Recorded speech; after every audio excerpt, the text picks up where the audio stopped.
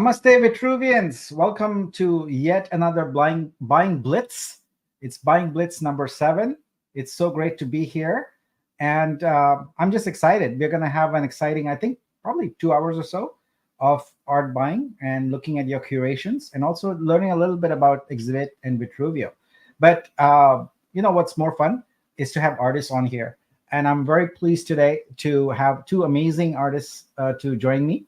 So I'm going to start off by bringing in Doc Martin. How are you, Doc? Hey, hello everybody. Hello, Nick. You are a legend in the community. I want to start off by thanking you for all the amazing work you do in supporting all the artists. I think without you, they would be left scrambling trying to figure out what's going on. So thank you from the bottom of my heart. There are many artists helping in that arena. I appreciate that. So, Doc, why don't? It's been a while since we talked to you here.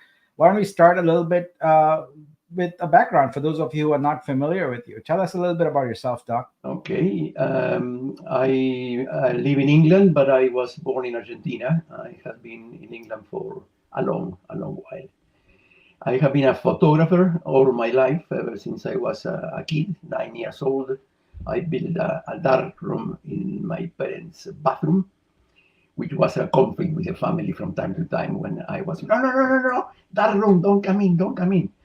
I need a room. But anyway, my photography at an early stage started, but I grew up as a scientist. I studied computing science. And I became a software engineer, problem solver in software. That's where the doctor comes from. I have a PhD in computing science, but I have never ever used the prefix doctor while I was entitled to when I was working in the area.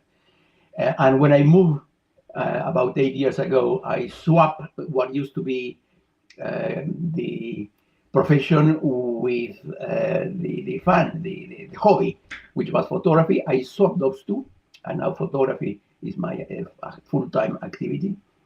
And software, play with it from time to time.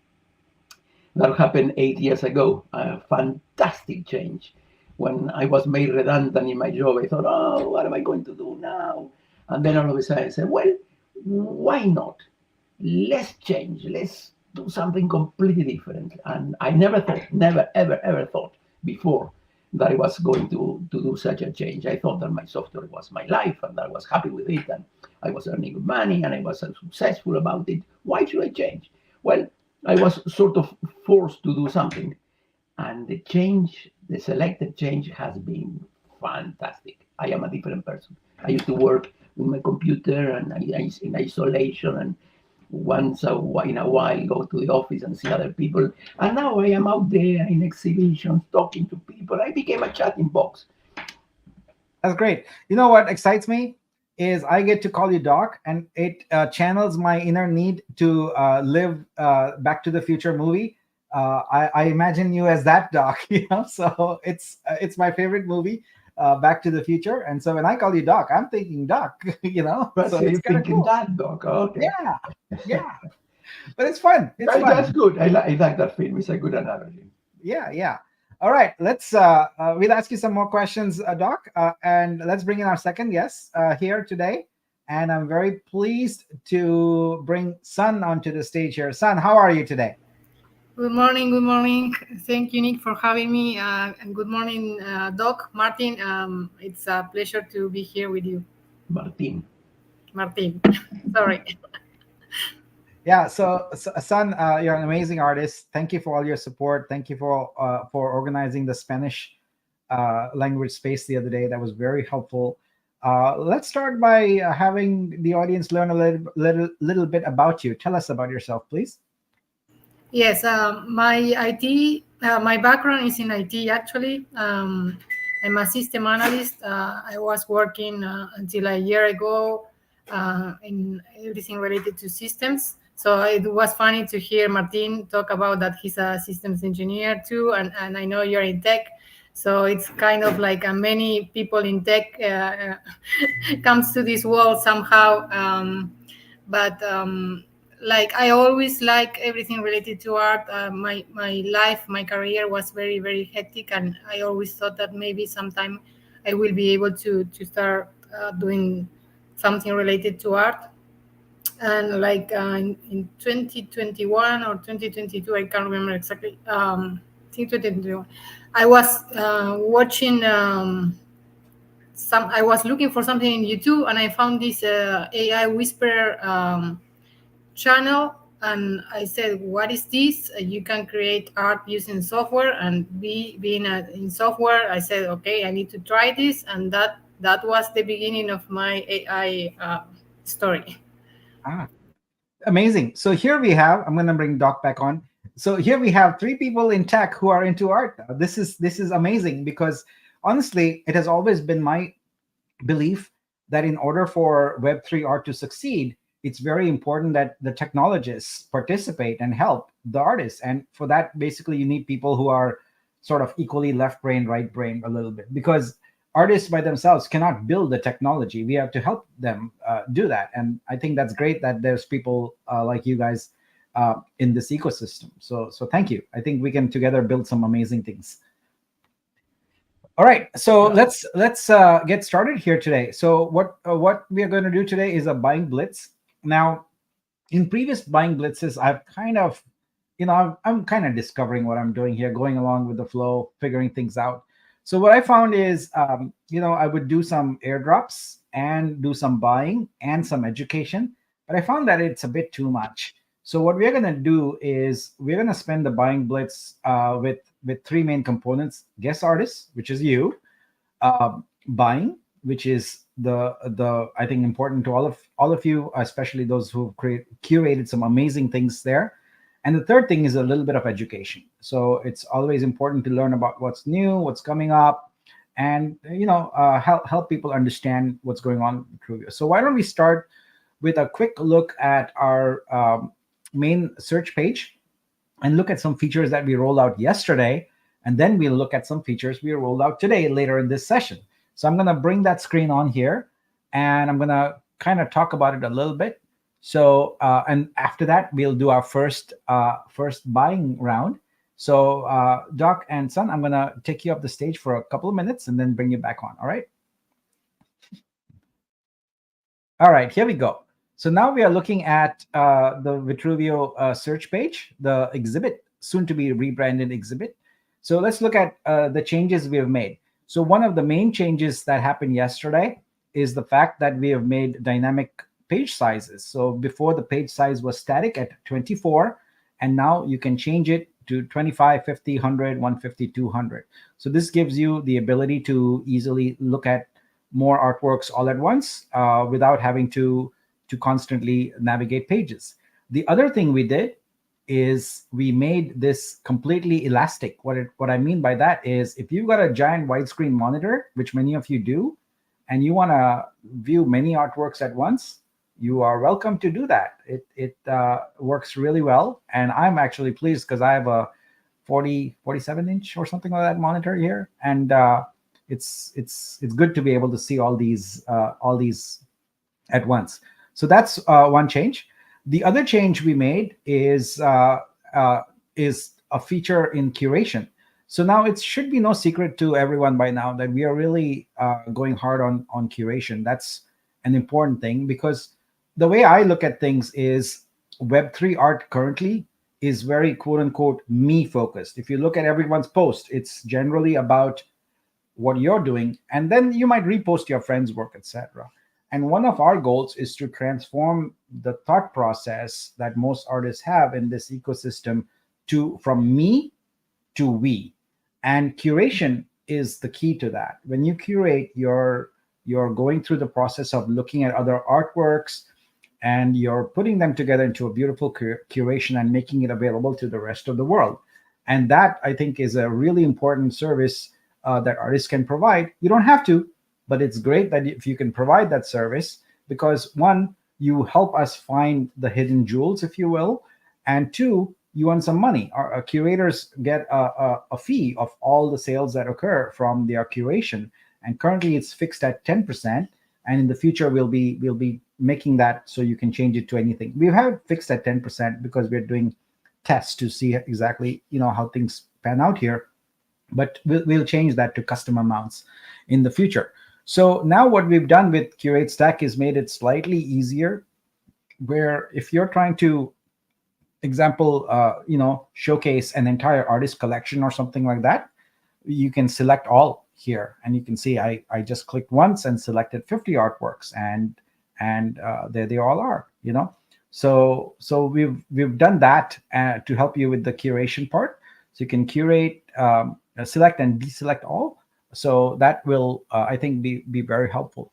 The other thing we've done, which is not obvious but is actually there, is we've made all your settings sticky. What I mean by that is, if you choose a certain set of filters here and then you come back, or you have a certain view, a page size, things like that, and you go to a different tab in the same browser, it's going to remember that for you, and it's going to bring all of that back. So those are some early features that we are excited about. Now, what I want to do is take a look real quick at the stacks. But before that, I'm going to take a look and see if there's any questions and look at the audience. Oh, wow. I see all our familiar friends here. Hello, Pam. Hello, Sunny, Tina, Daniel, Rohan, Apricot. Let's see who else we got here. We got a lot of people here. Vilaine, hi. Jen is here. Laura is here. Dinella is here. That's great.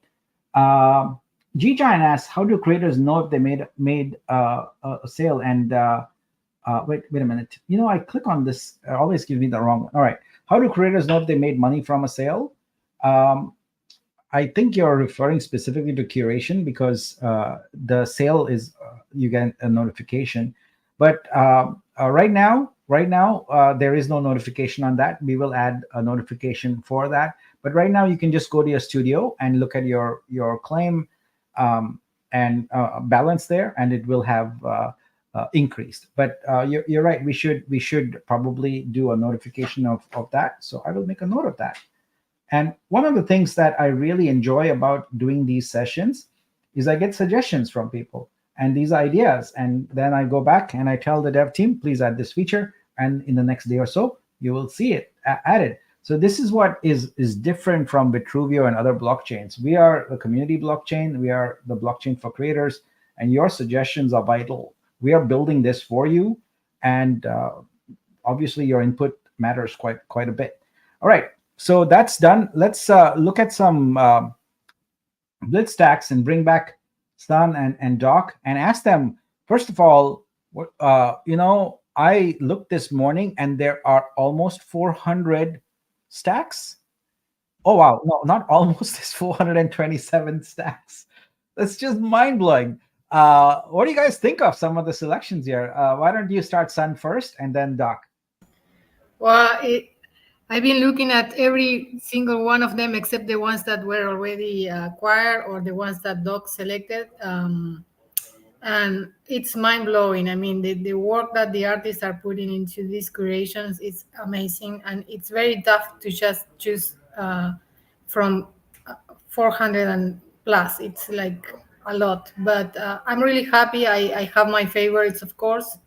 And I have to congratulate everybody that has been curating. Yeah, great. Doc, what do you think? What's your take on this? I think that curating is a fantastic addition.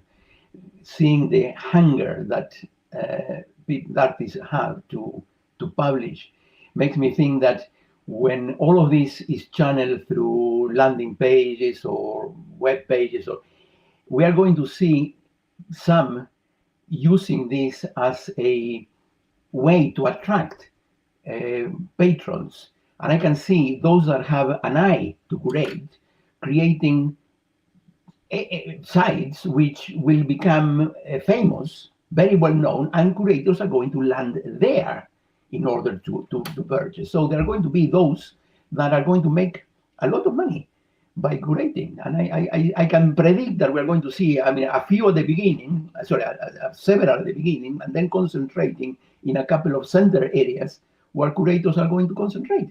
That's going to be fantastic. I agree with you wholeheartedly, Doc. The way we are, our pledge to artists is on Vitruvio. You don't have to do any marketing, and we are going to help you get to a sustainable income. What you're seeing in real time happening here is that strategy on how we're going to achieve that being implemented. And today I'm going to, as part of this, show you some details, show everybody some details on that. So we are building in public, as I've always said, and building in public has the great benefit of getting feedback in real time from people. And so we are building a marketing machine like the world has never seen before for art. And we are doing it at global scale here, and it's going to be amazing to see all the pieces fit together. And today I'm going to give you a first look at how some of these pieces fit together, and I think you're going to be very excited. Doc, you already got a first look at that, so I know you already know the secret. So we'll start off by doing some buying. So I will let you guys tell me who wants to go first. So who do I go first with? Son, you go first. All right, son, let's go with you first. That's Let me get my screen back on here. I don't know why I took that off. That was not very smart of me. But here we go. All right, son, what you're going to do for me is call out a row number. Call out a row number of one you've curated that you think we can kick things off with a bang and let the buying blitz begin. All right. I'm excited about this. And I'm going to pick one of mine just because I love every single artwork in that selection. And All right. none of them have been bought yet. So line 174. All right. So I think we can set the base rules that the guest artists, I always let them go and get one of theirs. 174. Here it is. Okay. So that's good. We kick off with that. So Doc, if you have a curation, maybe that's the way to go. We start off with one of yours, and kick things off. So let's do this, guys. Bam. Here we go. All right. Talk to me about this. What do you think? What are you thinking about this curation? Yeah, I was looking for nature because every time I travel, I like to take pictures. I love flowers. I love landscapes. I love sunsets. And this selection that I made, I think it's amazing. These images are really striking to me. Which one stands out as the one that you love the most in this curation? Well, the one let me check it here. I love Tunnel of Trees. I think art by Salman, he's great. I love all the work that he puts out there. Let's take a look at that in more detail. All right, talk about this photograph. What is it? It is amazing. I like it. But what's your take on it? Well, the colors, he's wearing the orange, which makes a huge contrast with the trees, and the trees are marking the path forward. And this is the journey, and he's enjoying the journey. We don't know where he's going, but we know that the journey is amazing. Yeah, this is great. This is a photographer from Pakistan. I just see a comment here that reminds me. I always forget to do this, and thank you, Gus, for reminding that one of the cool things about Vitruvio is if you are holding Vibe tokens, you make money whenever there are art sales or any kind of income made by anyone from any of the blockchain projects. So let's go to Scope here, which is our app for looking at all our data, and let's look at Vibe. And yep, so the starting Vibe count, which is the revenue share for everybody, is 132245. So during the course of our session, let's keep an eye on that and see how it goes up. All right, let's look at some of the other curations here. Anything else? I see Pam's work here. This is great. Pam is an amazing photographer.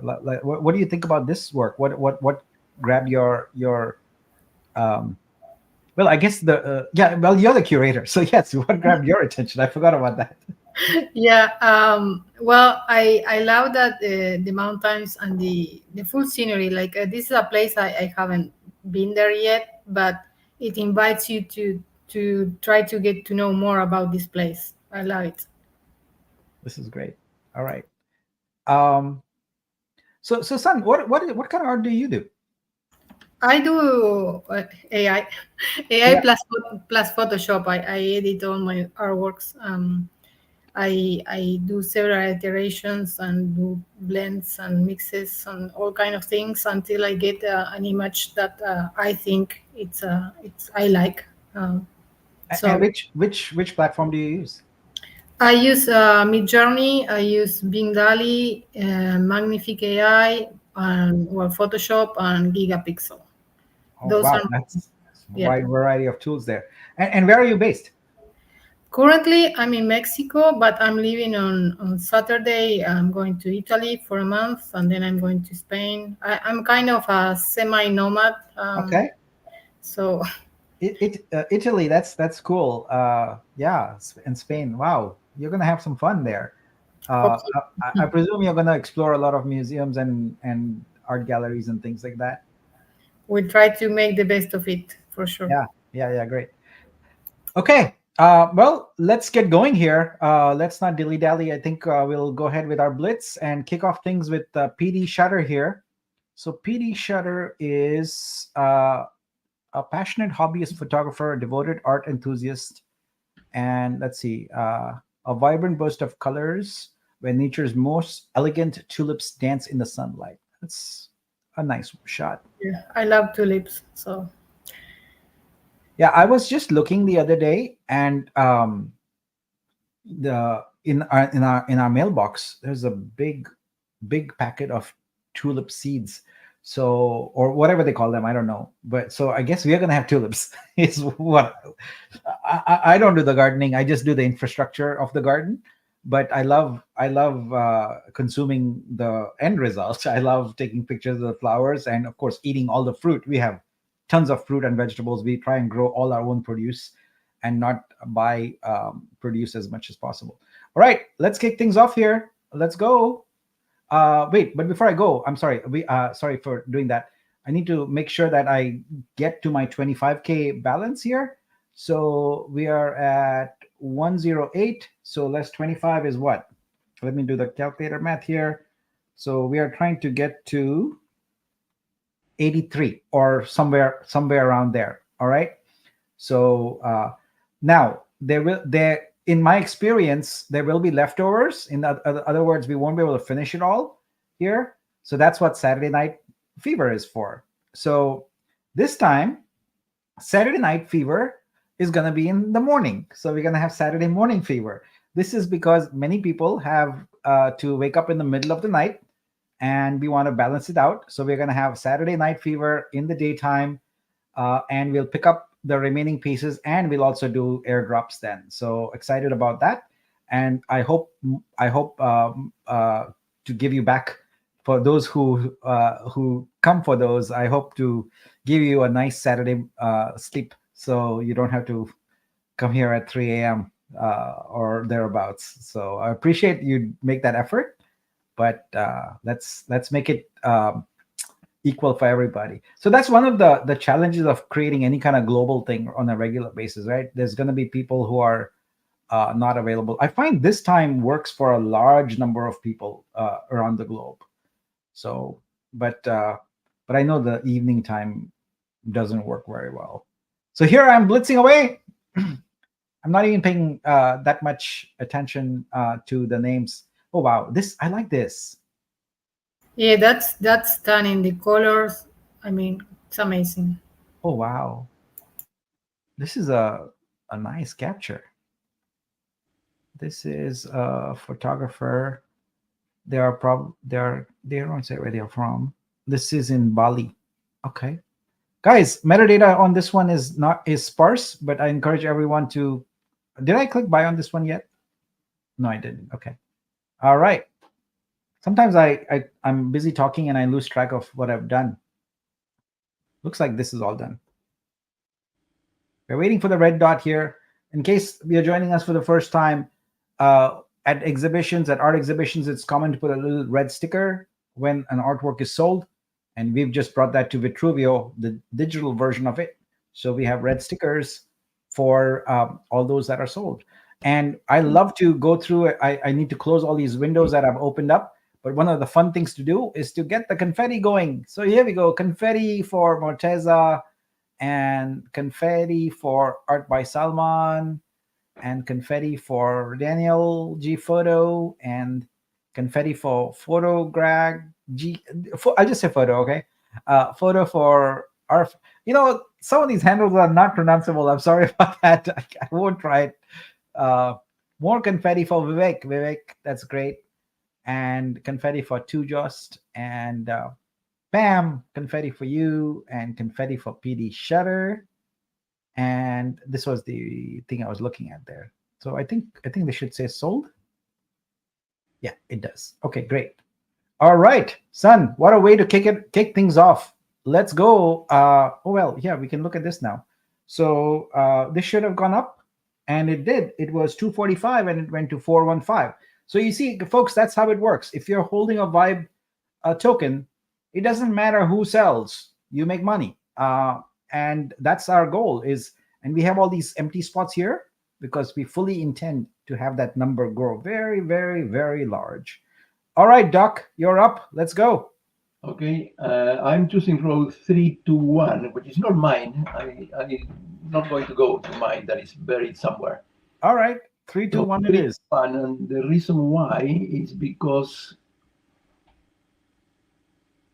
bring it up. Oh, bring it up. All right. Here we go.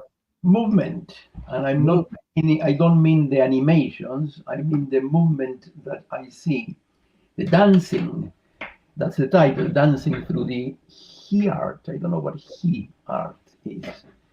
Yeah. But the way that I have looked at curations today, I started yesterday actually, was not to look into the individuals, but to look at the whole of the curation, the 9 pictures all together, and trying to find a theme, which could be the color or the action or the content, something that appeals to me. And this one jumped immediately, mainly because of movement.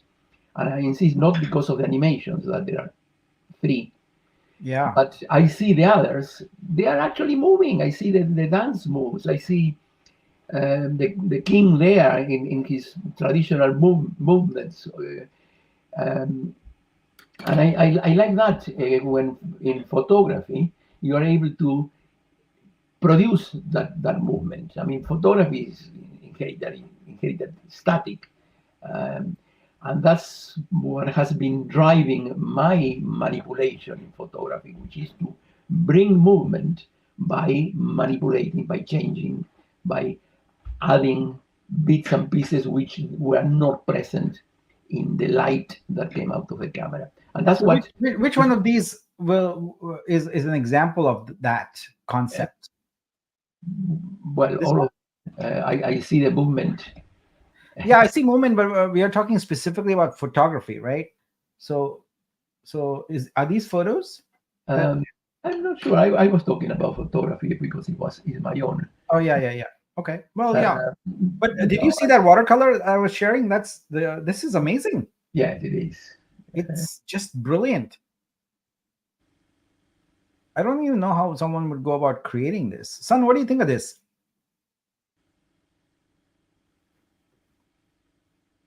Son, you're muted. Yeah, sorry. I think it's a really, really stunning. I don't know how they created that, but it's like you could feel like you are in the theater watching them dance. It's stunning. This is a creator from Algeria. The other one that jumps out to me is this one. Zach is amazing. Wow. Wow, that's. Let's view the original here. Weird. Okay, wow.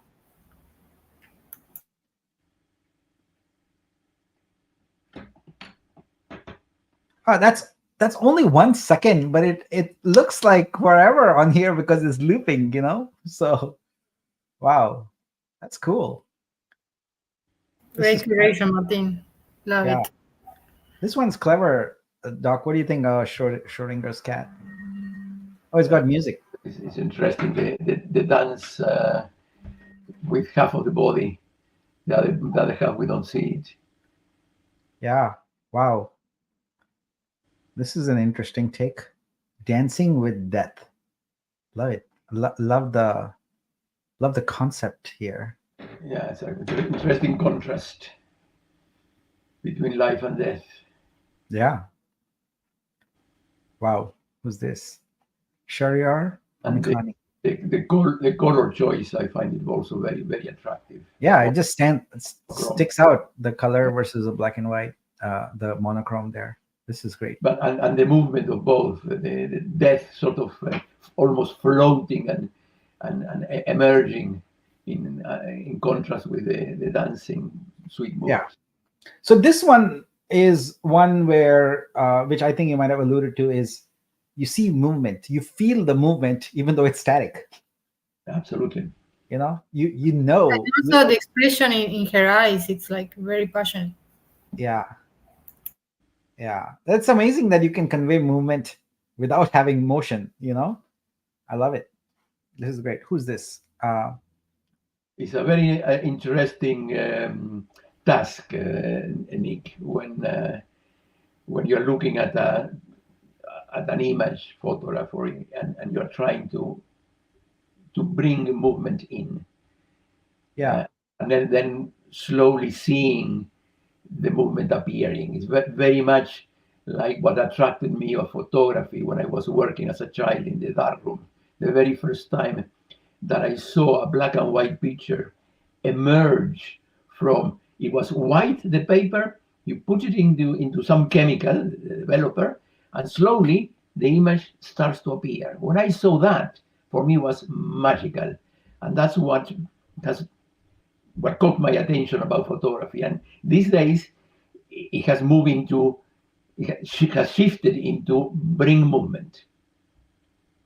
Yeah. So Sarina is the artist from Singapore who's done this. First of all, Sarina, wonderful job, but also great job on the metadata. Thank you so much for helping us out, because I make a point to emphasize every single time that all we need is for artists to invest time, 15 to 20 minutes it takes in writing great metadata, because it's going to help us build a kick-ass platform and help with your discoverability. So I really like that you've taken advantage of the features. You've posted a BTS video here, which I encourage everyone to do. Post a BTS video. It really, we are about to add, just so you know, a filter that is only artworks with BTS, because lots of people like to check that out. So your art will be seen if you do post a BTS. And also give you an early heads up. We are now working on enabling the AR viewer. So if you go to the last tab of Studio, where it gives you the option to upload an augmented reality image or video, if you can, you should do that, because that will be enabled soon. And I don't think there's going to be more than a handful of artworks. So when we start promoting that, you have a very good chance of having your artwork featured in our promotions as one of the early augmented reality sort of artworks. So what can you do for the augmented reality? Really anything you want. I mean, just imagine a viewer with their mobile phone looking at your artwork, and a new dimension of it pops up, right? So it could be anything. It could be that you have a static image that you have consigned, and the augmented reality is motion video. Or it could be a video about you adding some more depth or some color to the artwork. Or if you're a nude artist, it could be that your artwork is sort of semi-nude, but when you view it in AR, you see the full nude expression of it. You know, so there's lots of ways you can go with it. Now that this is the first step, which is an AR viewer. The progression will be that we get into AR headsets and all of that later, but that's far off. We start off with very, very basic. Hold your phone in front of your image, and your image can be anywhere. It could be on the screen. Later on, it could be printed on, I don't know, a t-shirt or a bag or something, and anyone who holds your phone will be able to see that augmented reality thing. Okay, let's going back to BTS that you mentioned before. Yeah, I think that BTS can be an art form in itself, Yes. And I think that it is worth the effort. It takes time. I Yeah. mean, some people, depending on the medium that they use, they are able to record while they are doing it. In some other cases, that's not possible, and you have to construct it by Yeah. layers of your Photoshop or by different images you're using, by the collage that you're placing together. It takes time, but I find that it is worth it because patrons look at that and they want to know how it was done, and you are telling some a story there, which is very important. Yeah, it's interesting you mentioned that because I think it was 2 blitzes ago I purchased an artwork by Rose Art where she had taken the artwork and also separately consigned the BTS of it as an artwork itself. It was amazing pop culture piece, and yeah, I agree wholeheartedly with you. I would love to see, and that is actually a distinction, from your traditional artists. If you want to set yourself up as a Web3 artist separately, that is a unique differentiator. I feel, where you consign your BTS as artwork itself. Of course, you can't just make you got to augment it somehow. You got to put some captions or some glitzy graphics, or you don't have to do that, but at least edit that a little bit so it looks interesting. All right, let's not waste more time and blitz through this one. And there we go. I'm gonna go very fast since we've already talked about these. We didn't talk about this one. It's pretty nice. This is cryptoartist.eth, a creator. Great job. Very interesting to have that beautiful color palette on the skeleton. So nice.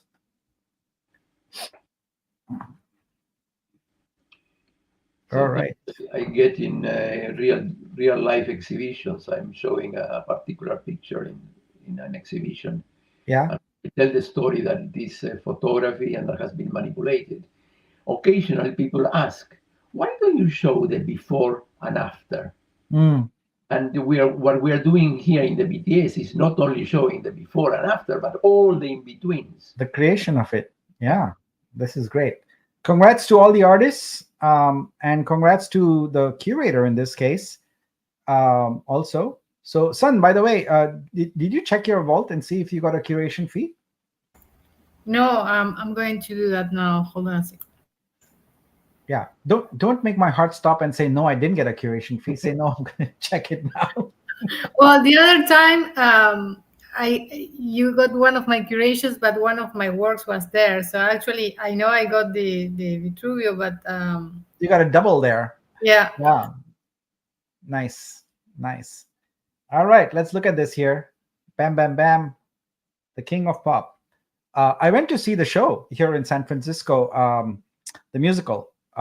What's it called? I forget. It was amazing. The Michael Jackson musical at the Orpheum Theater here in San Francisco. I really liked it. This was great. This is a nice artwork that uses minimal lines and just colors and shapes by Joseph from Nigeria. Well, congrats to all the artists. Let's do some confetti here. Good. And more confetti and more confetti. All right. Congrats to everybody.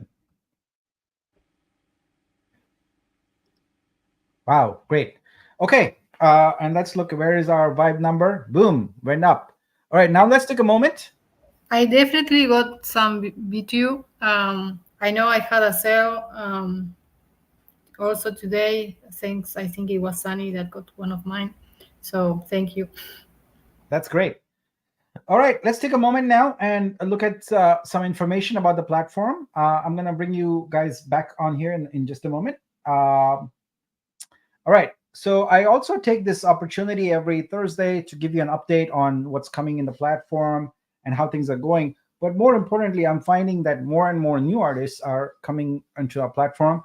And I like to take this opportunity to give them sort of a quick orientation about our platform. So let's get going with that real quick. So Exhibit is Vitruvio's artist vertical. It's a comprehensive artist platform. It is not a marketplace. I take great pains to mention that every single time because we don't want to be confused with a marketplace. We are a comprehensive platform. So Vitruvio is the blockchain and Exhibit is the vertical on it. So our blockchain's mission is sustainable income for all artists. So everything we do is designed with a view to get to sustainable income for all of you. We are currently at sort of the development slash inception slash growth phase, and we are now over 3,000 artists, over 11,000 artworks, and growing very fast. And our goal is that by the end of this year, we will be fully complete in terms of our base set of features and also getting our token listed on multiple exchanges. Currently, our token is tradable only on a decentralized exchange, but we are moving to centralized exchanges also. So Vitruvio is owned by the community. This is your blockchain. We have no venture capitalists or company or anything that we have to answer to. So we pretty much answer to you, and we want to make sure that we build this for you. Exhibit and Vitruvio are new, and we are still being developed. So you must calibrate your expectations accordingly. Don't expect from us things that you would expect from, say, a blockchain that's been around for 5-10 years. We are developing right now. This is still in progress. It's very much a story being written. We are a small team. We are about 6 full-time people and 6 part-time people. So again, calibrate expectations accordingly when you are looking for support and things like that. Some things take time. Some things take longer than others because we are all wearing many hats and trying to get things done. Now, with Exhibit specifically is for innovative artists who are excited about a new journey of art in Web3. What Exhibit is not for is for artists who need to sell art for immediate income. If you intend to use the money from your sales for your rent or whatever it is, your life expenses, we are not ready for you, guys. This is the honest truth. Please come back in January, like I said, after we are listed on centralized exchanges. So right now, help us build this platform and earn some Vitru, which we predict is going to become very, very valuable very soon. So this is the time when you gather as much Vitru as possible. And later in my deck, I'm going to give you some strategies on how you can grow that Vitru very effectively in this period of time that you have. But again, a word of caution, please don't approach Vitruvio right now as a platform where you can sell and immediately cash out. We are not that. We are not for you right now. Please come back. We are here for the artists who are want to give feedback and want to see a platform that's theirs, that reflects what their needs are, what their wants are, and that helps them make income. So help us with the development, join us, but please don't have this expectation of being able to cash out because there isn't enough liquidity in the ecosystem right now. All right, so if you're new and you want to consign your art, you should go to studio.vitruvio.xyz. If you want support, please go to dreamverse.vitruvio.xyz. I think it's worth noting here that as a matter of protocol, just the rule I have, if you are DMing me or any member of our team, or if you are replying in a general thread, maybe I posted about a new session for Buying Blitz or something, and you post a support question in there, I will always hide you that reply and also mute you. So please don't do that. Please don't use our channels that are intended for social communications for support. So I will always ignore it, and in most cases will also hide your reply and will also mute you. So don't do that, please, because it gets to be a little overwhelming and to some extent really annoying when, for example, I post about the Buying Blitz and in there comes, hey, my work is not yet approved or whatever. I can't help you individually for that. You need to go to support dreamverse.vitruvio.xyz. All right, I'm going to give you guys some earnings guidance here. So I talked about how this is early right now. So you're free to do whatever you want to. It's your decision. But as the core team, as the founder, I have to give you guidance on what you can do. So here are the 4 possible actions for you. So the first thing you can do with the Vitru you earn is, like, for example, the people who are earning today, right? You could sell it. You could go convert Vitru to wrap Vitru, which is necessary because Vitruvio is a rebasing protocol, and it is not possible to list Vitru anywhere. We have to have the wrap version.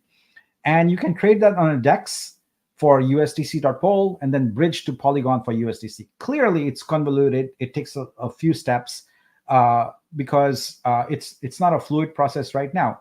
We also have a circuit breaker that limits the number of wrap Vitru that can be traded every day by an individual and by everybody in general. So in general, it's hard to liquidate right now because also there are bots that come in and kind of finish the quota quickly. So you'll find selling to be extremely frustrating right now. It's not going to give you any long-term income. And I would say that arguably it's the worst decision you could make right now. It's the opposite of smart is to try and sell your Vitru right now. So that the next column is to hold. So if you want to do nothing, you just let that Vitru sit in your vault or your wallet. So a vault is a smart contract that is created for every creator. When they consign their first artwork to Vitruvio, we have a smart contract that's created, and all the money you earn goes in there, and all the artworks that are licensed from you, the provenance of it is always going to be your smart contract. So if you hold it there, what happens? Well, you are on your way to long-term income there. Why? Because Vitruvio is a rebasing blockchain. Rebasing means essentially compound interest. So if you do nothing, that Vitru is going to sit there and grow over time every time the blockchain rebases. So that's a pretty decent strategy, I would say, and it's available right now. So it's a good strategy. If you don't want the inconvenience of doing anything, just let it sit there. The next thing you could do is stake it. So staking is essentially is locking your Vitru for 1, 3, or 5 years and earning up to 60% interest. So this is amazing for long-term income because it really allows you to take advantage of the fact that there is a progression of time that's going to happen here, where we list on the exchanges, and then the market starts understanding what Vitruvio is about and reacts accordingly. Now, it's going to take some time. It's going to be very volatile initially, but eventually it's going to settle down. And staking allows you to take advantage of that, where you basically are earning even though there's market volatility around it. So I think it's a better option. And I'm very, very pleased to say that as of today, staking is available to all artists, which I'm going to talk about in just a second. I'm going to show you how that is possible. The next and best thing you could be doing is invest your Vitru. So throughout this conversation here, I've been talking about Vibe. So we have over 10,000 Vibe already sold. The limit is 1 million. So there's not that many Vibe left. But for everyone, we have created an equity pool. So that's a pool of Vibe. And if you buy into that pool, you get a share of that pool's Vibe revenue. So that's a great strategy. It's a wonderful strategy for long-term income. We will have the pool available here within the next 1 or 2 weeks. Last week, I said the staking would be available in one or 2 weeks. And sure enough, today it's available. So you can pretty much be sure that the equity pool is going to be available probably in the next week to 10 days. So that's the best strategy. So let's talk about staking. As of today, when you go into Studio to claim, when you click that claim button, you're going to see a brand new dialog. And that dialog is very, very easy to use. If you want to just get all the money from your vault into your wallet, you just take that first slider that says claim to wallet and slide it all the way across to 100%. And boom, all the Vitru then will be delivered into your wallet. You're free to do that. But what I encourage you to do is to think about a sort of a mixed hybrid approach to this, where you tinker with those sliders, and it's going to tell you how much Vitru it's going to put into 1 year staking, how much into how much into 3 years, and how much into 5 years. And you can choose whatever you want. And when you do that, it's going to basically start those stakes for you. And as soon as it's done, it's going to give you a link to a hidden page we have right now in Scope that I will reveal here shortly. That will give you an idea of what your earnings are going to be and things like that. So let me show you that. So this page is not yet available in the menu, but if you go to scope.vitruvio.xyz/staking/vitru, it's going to give you a brand new staking UI, and it's going to tell you how many stakes you've made. It's going to tell you what rewards you're going to get.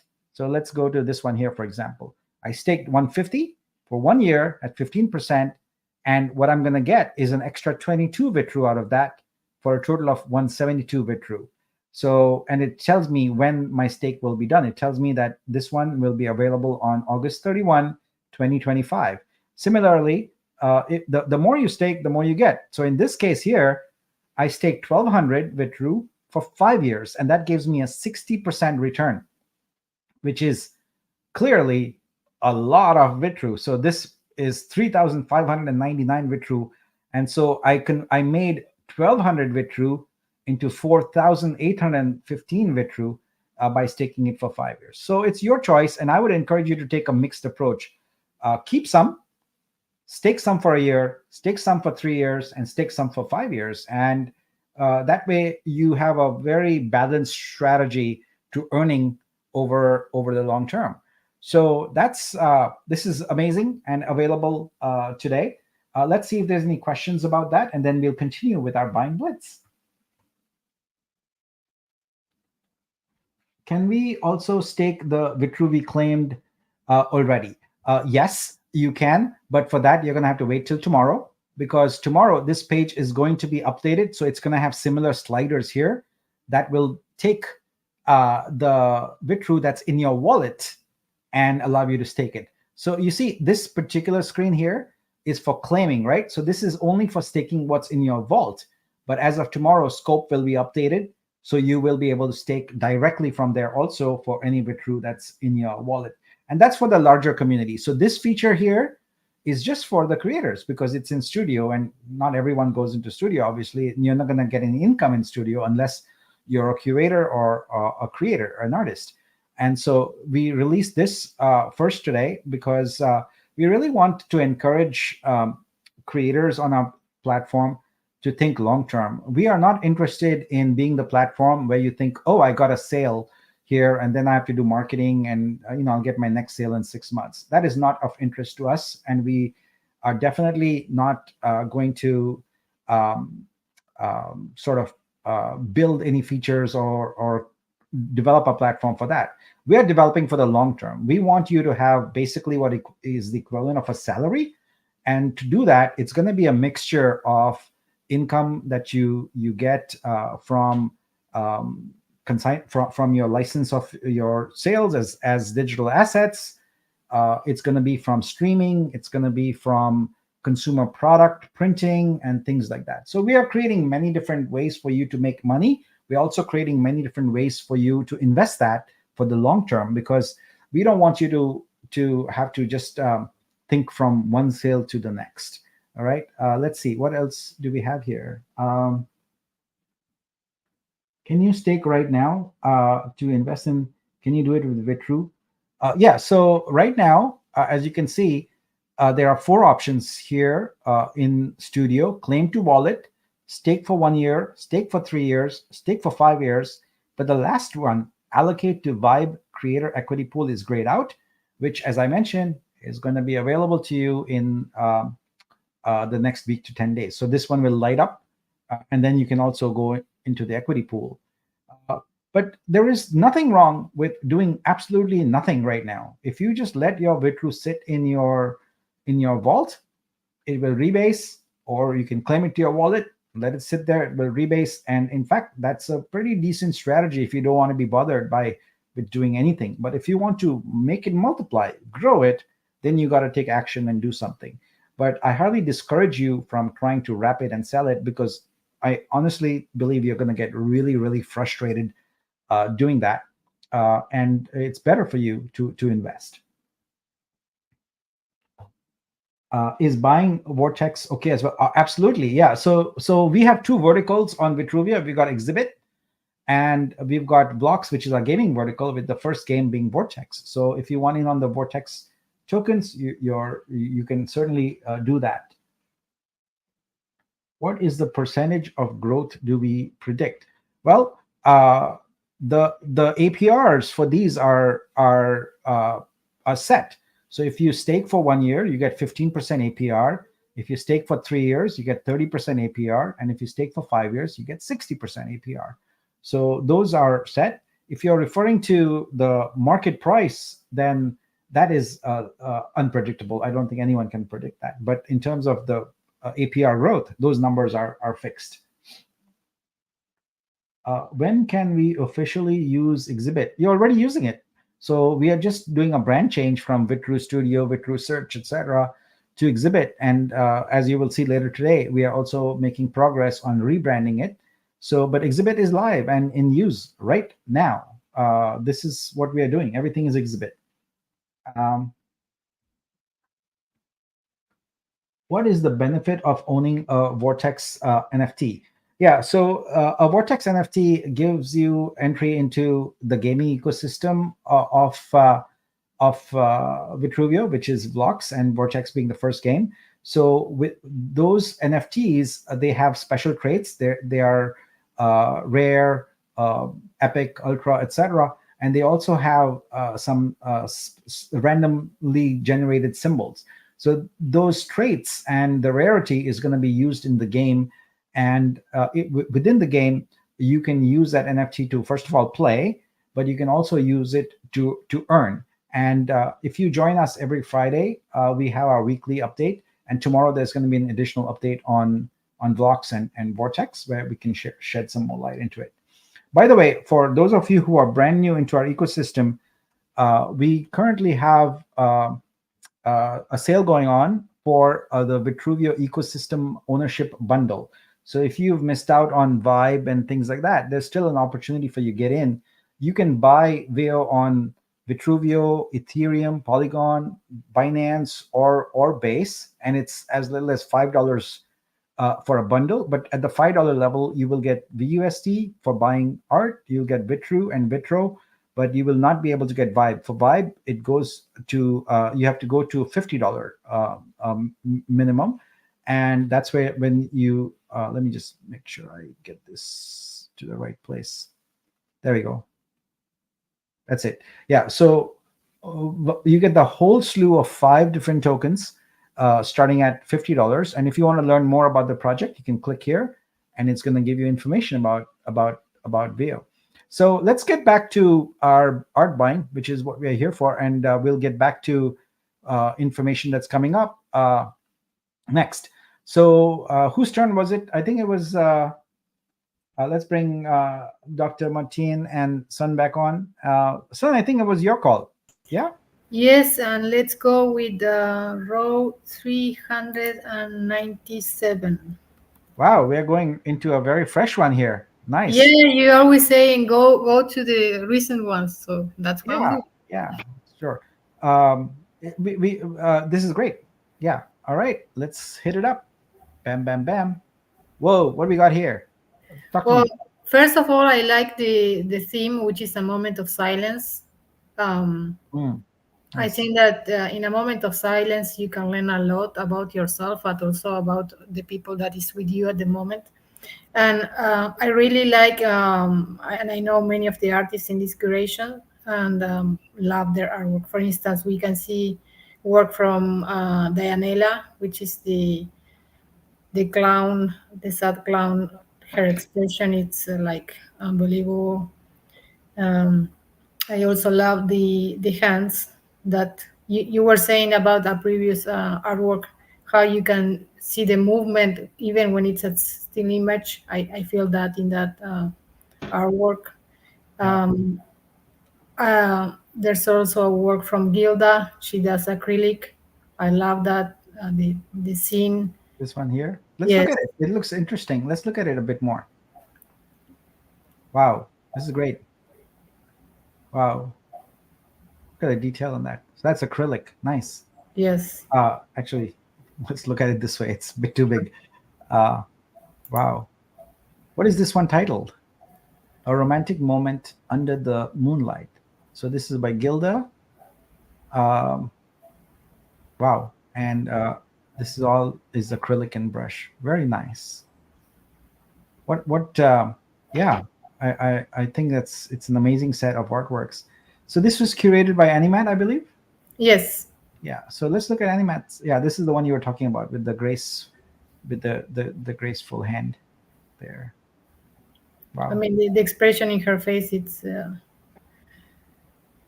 Yeah, I don't know, when you can feel some emotion looking at the artwork, it's like that's the best for me. yeah, indeed. Yeah, we one of the cool things is as we are talking about these things, etc. Artists will just drop a suggestion in there, and I'm like, whoa, why didn't we think about that? And here, Arjun just did that. So Arjun says, please add the curations to the artwork. So you click a piece and you see it's in XX curations with perhaps even a link to the curations. This is brilliant. This is brilliant. And I just made a note of it, and it's gonna be there. We will add that feature. Thank you, Arjun. Brilliant, brilliant suggestion. And I like it. Artists will certainly love it to see, where the artwork's been curated. So love it. Love the idea. And yeah, love this theme. Love the moment of silence here. Let's go ahead and kick it off and blitz away. Oh, this is your work.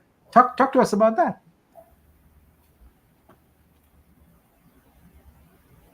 Sanaj, this is your work. Talk to us about it. Oh, about the curation?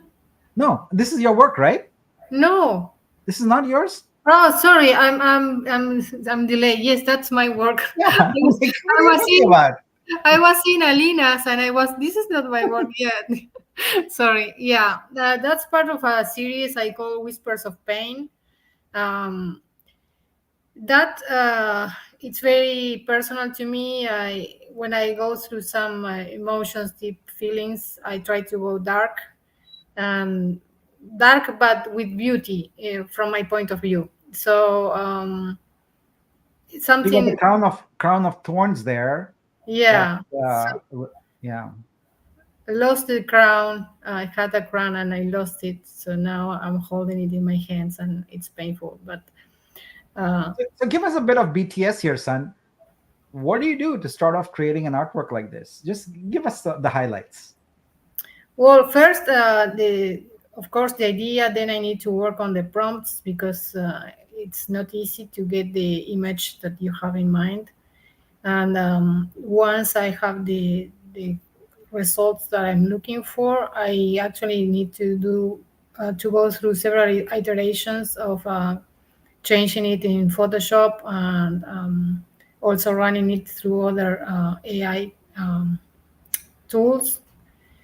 So yeah, so on one hand it's the concept, on the other hand it's the actual process of creating it.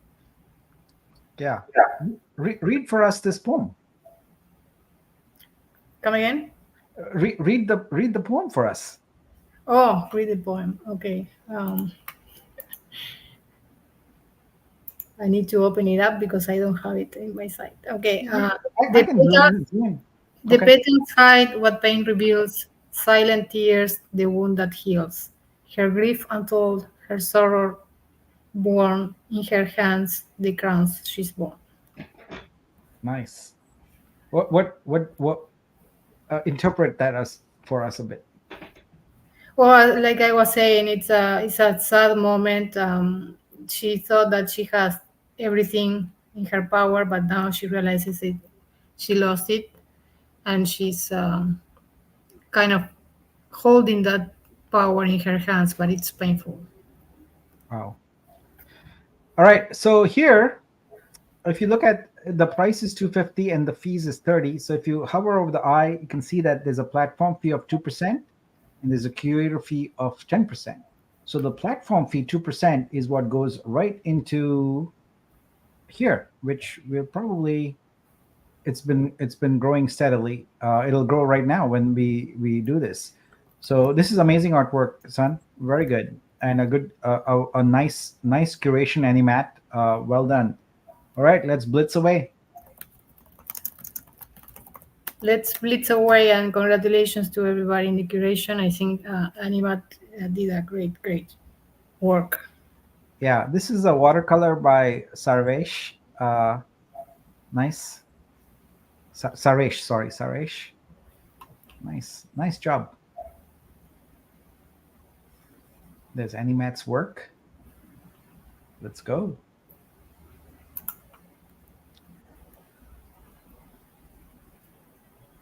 Atiko, he's a great artist also. I like the surreal aspect of it. Look at the detail. Look at the fine detail on this. This is amazing. Yeah. How was this created? He's Argentinian also, Martin. Okay. All right. So he's a fellow AI artist. All right. Cool. Yeah, but he actually does other stuff with. He had an interview recently, and he was telling about other artworks that he does, and it's not only AI. He does many amazing things. And Dianella's is like wow. Yeah. Venezuela. Nice. Yeah. I love Dianella's work. It's great, just great. I have quite a bit. So one thing, well, let's see, why is that giving an error here? Let's check that out. One thing we rolled out recently is a new version of our Blockchain Explorer. And so what it does is gives artists lots of information that they wouldn't otherwise have. So if you have one of your artworks and you go to your vault is right here. You can go to it and look in the Explorer. And this is going to give you lots of information. And when you click on that token name, the vault name there, it's going to show you all your artworks. And it's going to show you who the holders are, which is very important. And here I am the top holder. I got 8 of their works here. You can see other holders also. And when you click on one of these, it actually gives you the metadata also. And because we are striving to put as much, our goal is eventually to get to 100%, but we'll settle for 80 to 90% right now of your metadata actually on chain. So that's not true with other chains. You typically have just the title and the description on chain. Everything else is off chain. So this is a really great feature. Okay, let's see. Did I buy that one or did I just talk about it? Okay, there we go. I sometimes forget. Not sometimes, always. I get into education mode. This is 3D work. Oh, wow. Wow. Okay. So this is Alexandru Iavor. Is it L or I? I think it's Iavor from Romania. Yes. Wow. 3D. Nice. Yeah, I apologize for butchering people's names, etc. I do my best. Her Grace invites the viewer to explore the interplay of light and shadow, evoking a sense of enchantment and timeless beauty. Nice. All right. This is Liap's art. I have a bunch of their pieces also. Look at the colors. Beautiful colors. Yeah. Yeah. And the details also there. It's amazing. Now, one of the side effects of having this approach where I'm collecting is I have an amazingly diverse collection. So Seendorf, always amazing works. Love it. So let's go look at that in a second. Buy and get that one also. Buy that piece. And Doc, you should be ready here shortly because I'm gonna come ask you for one. So while we are waiting on that, by the way, this should have gone up from 570 to look at that 746. And let's look at my artworks. Bam. So it's been updated. Those are all the artworks in my collection. Now there's an easier way. If you know my wallet address, what you can do is you can use the cool portfolio feature in search. So let's go look at that. Okay, you can put anyone's wallet or any combination of wallets. So let's say you have a group of artists or whatever, or collectors you want to look at. You can add their artist, their wallet, and you can immediately see their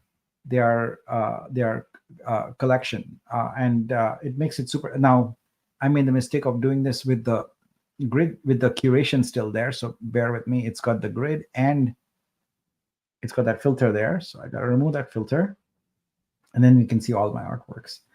So here we go.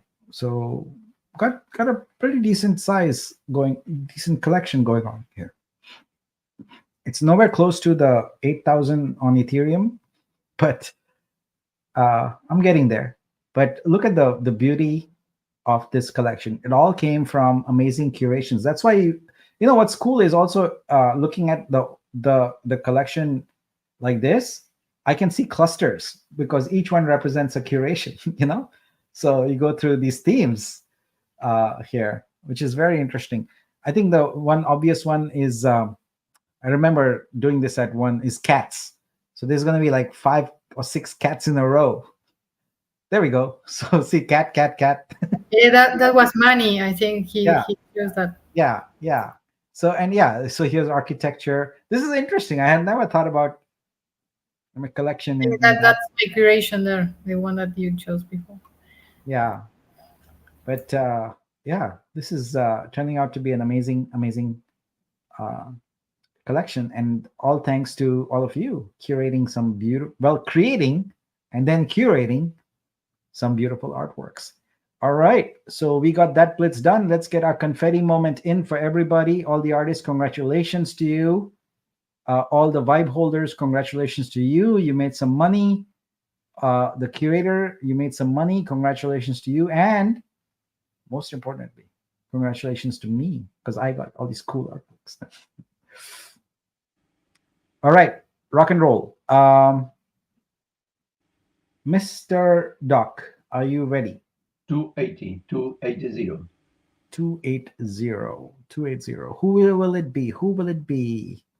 It is Mandibiem. Mandibiem.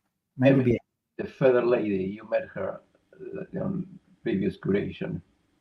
Oh, I did? Okay. Owls on feathers. That's what she does. Ah, yeah, that is amazing. Oh my gosh, that I love that artwork. She has chosen here what she calls color splash. I like the tone of those colors.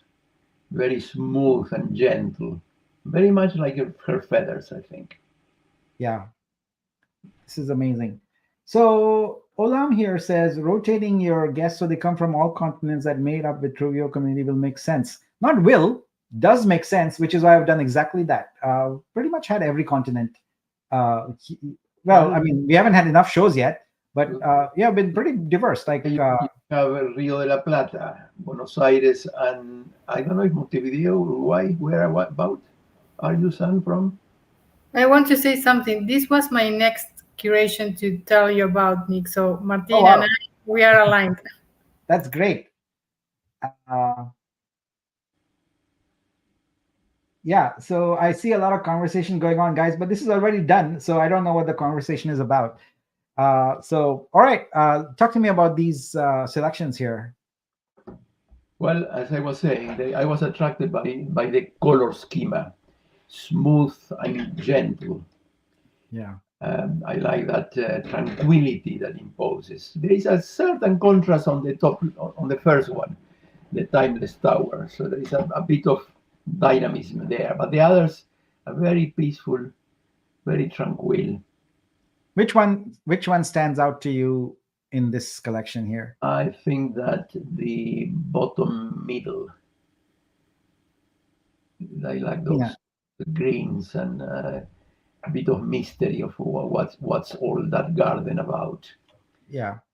And pebbles in water I see in those circles, and the mushrooms growing to unrealistic size, and the whole of the vegetation being fantasy, peaceful. Love the colors. Tina is awesome. Does some great work. Really like it. And she teaches kids art here. According to this, this is great. Okay, let's blitz through this then. And bam. Nick, thinking of the curations to come, I have not chosen my own, but you have tempted me to choose my own curation. I don't want to um, to do the wrong thing by choosing myself. It's a bit of You don't have to. It's fine. I mean, however you feel about it. But if you do, that's fine. Also, no problem. That I call that artist guest privilege. So you get to choose one of your own if you want to. But if you don't want to, that's also fine. Um,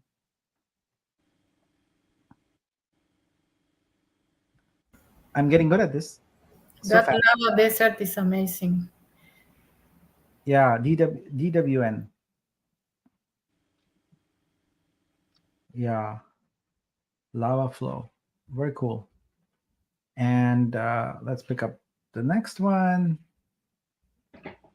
Hello. There we go. Oh, did I already get it? I already got. Oh no, I didn't. Okay.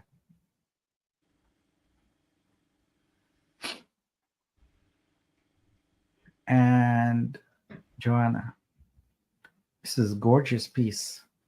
beautiful. Look at those colors. And I like the imagination as well. The peacock. I was just about to say, I love that imagination of the peacock there. Yeah.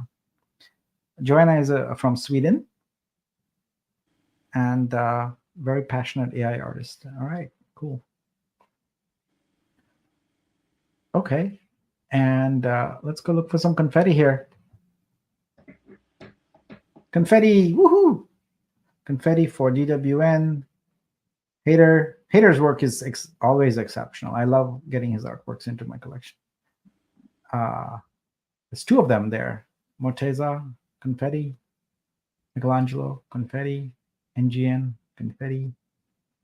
And Tina. Hey, what happened to your confetti, Tina? There. No, that's not it. Did I not buy that one? I don't want to deny Tina her confetti.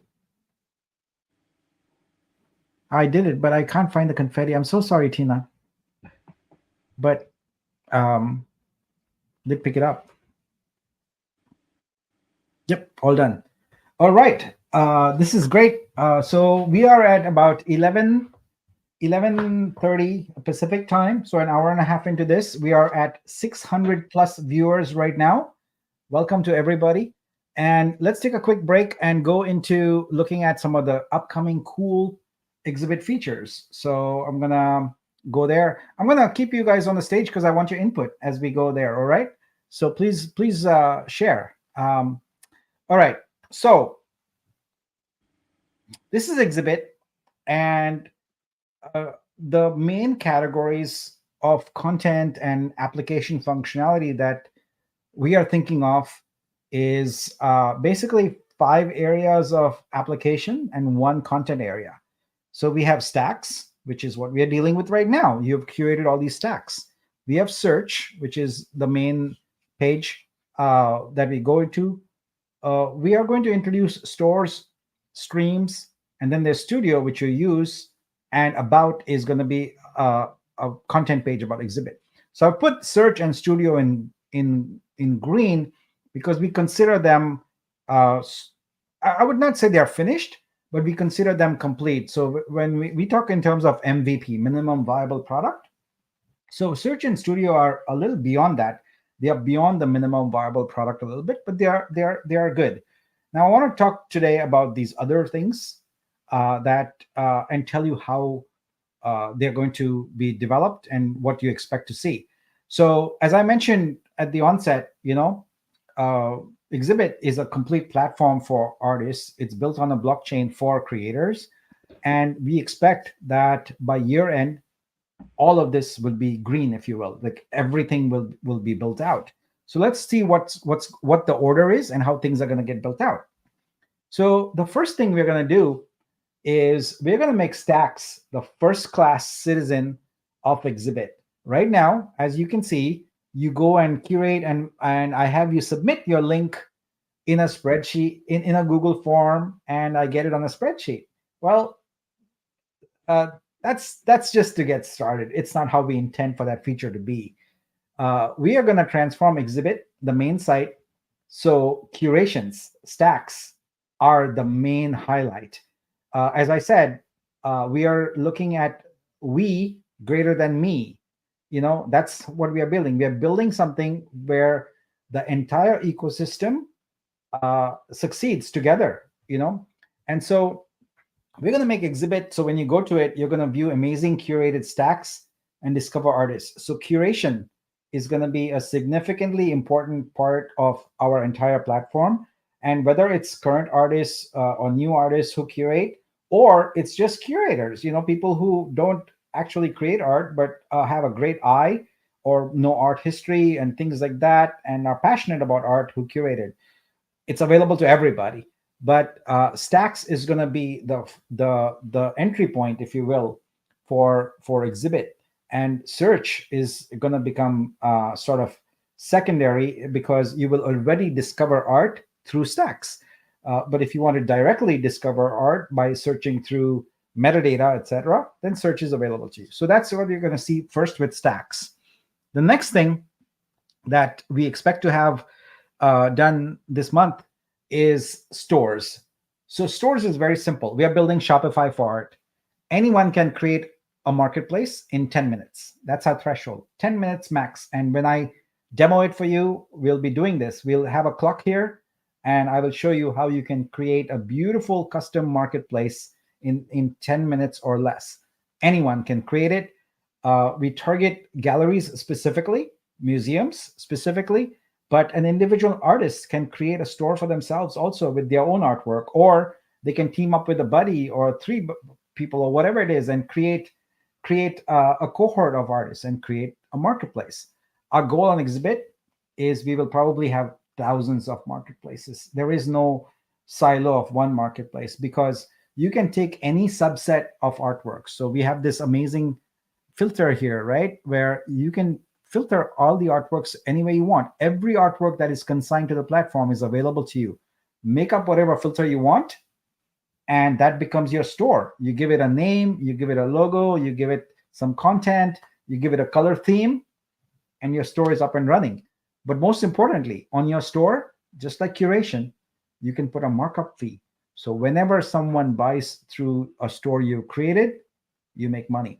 So this encourages people who have no connection with art to create their own store. We're going to create marketing affiliates out of everybody, whether they love art or they don't love art. They will be able to make money through art, and so more and more people are going to do it.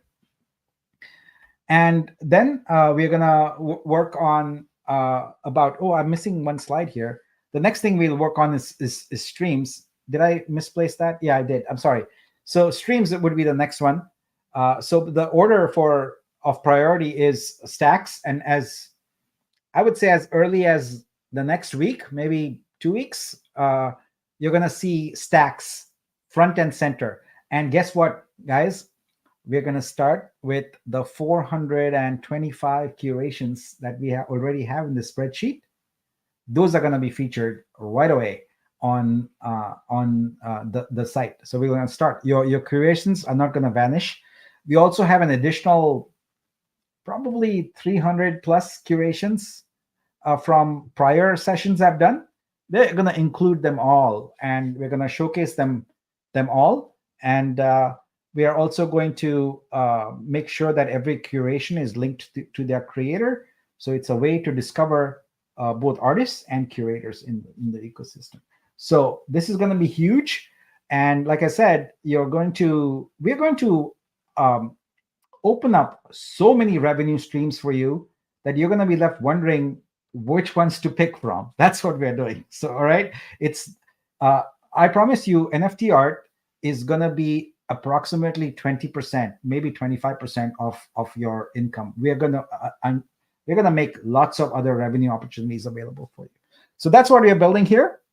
And this is a good time to also talk about the nomenclature, the vocabulary we are developing for our site, because we want to fix all the things that so far we feel have been wrong in Web3. So our nomenclature is based on personas. So far we are catering to two personas, artists and curators. And that's why I put a green check mark there. The next personas we are catering to is going to be patrons and subscribers. Patrons you might know of as in Web3 you call collectors. Now, I firmly believe that collectors is the wrong term because we are not going to magically convert millions of people into art collectors. That's a fantasy. That's a dream. It's never going to happen. It hasn't happened in 400 years. It's not going to happen. But people who are willing to spend money for a little bit of art, there's a lot of them. There are millions of them. They are patrons of art, and that's who we target with Exhibit. We are welcoming and happy to have art collectors join us, but they are also patrons. So we focus more on the larger market of patrons who appreciate art and are willing to pay for it. And within that is a subset is genuine collectors who appreciate art and really take their collection seriously. And the second persona we are going to target is subscribers. And what I mean is we are going to unleash the streaming. And for streaming, it's going to be based on monthly subscriptions and things like that. While we are doing that, we are also targeting the institutions, so galleries. We are also working on building up the ability for anyone to share your artwork and make money. And that comes from curation, that comes from other things you're going to see here momentarily. But we call them affiliates. We also are cultivating a network of partners, so people who are aligned with our thinking and help us make you money. That's our definition for a partner, really. It's we work together with someone to help you make money. That's it.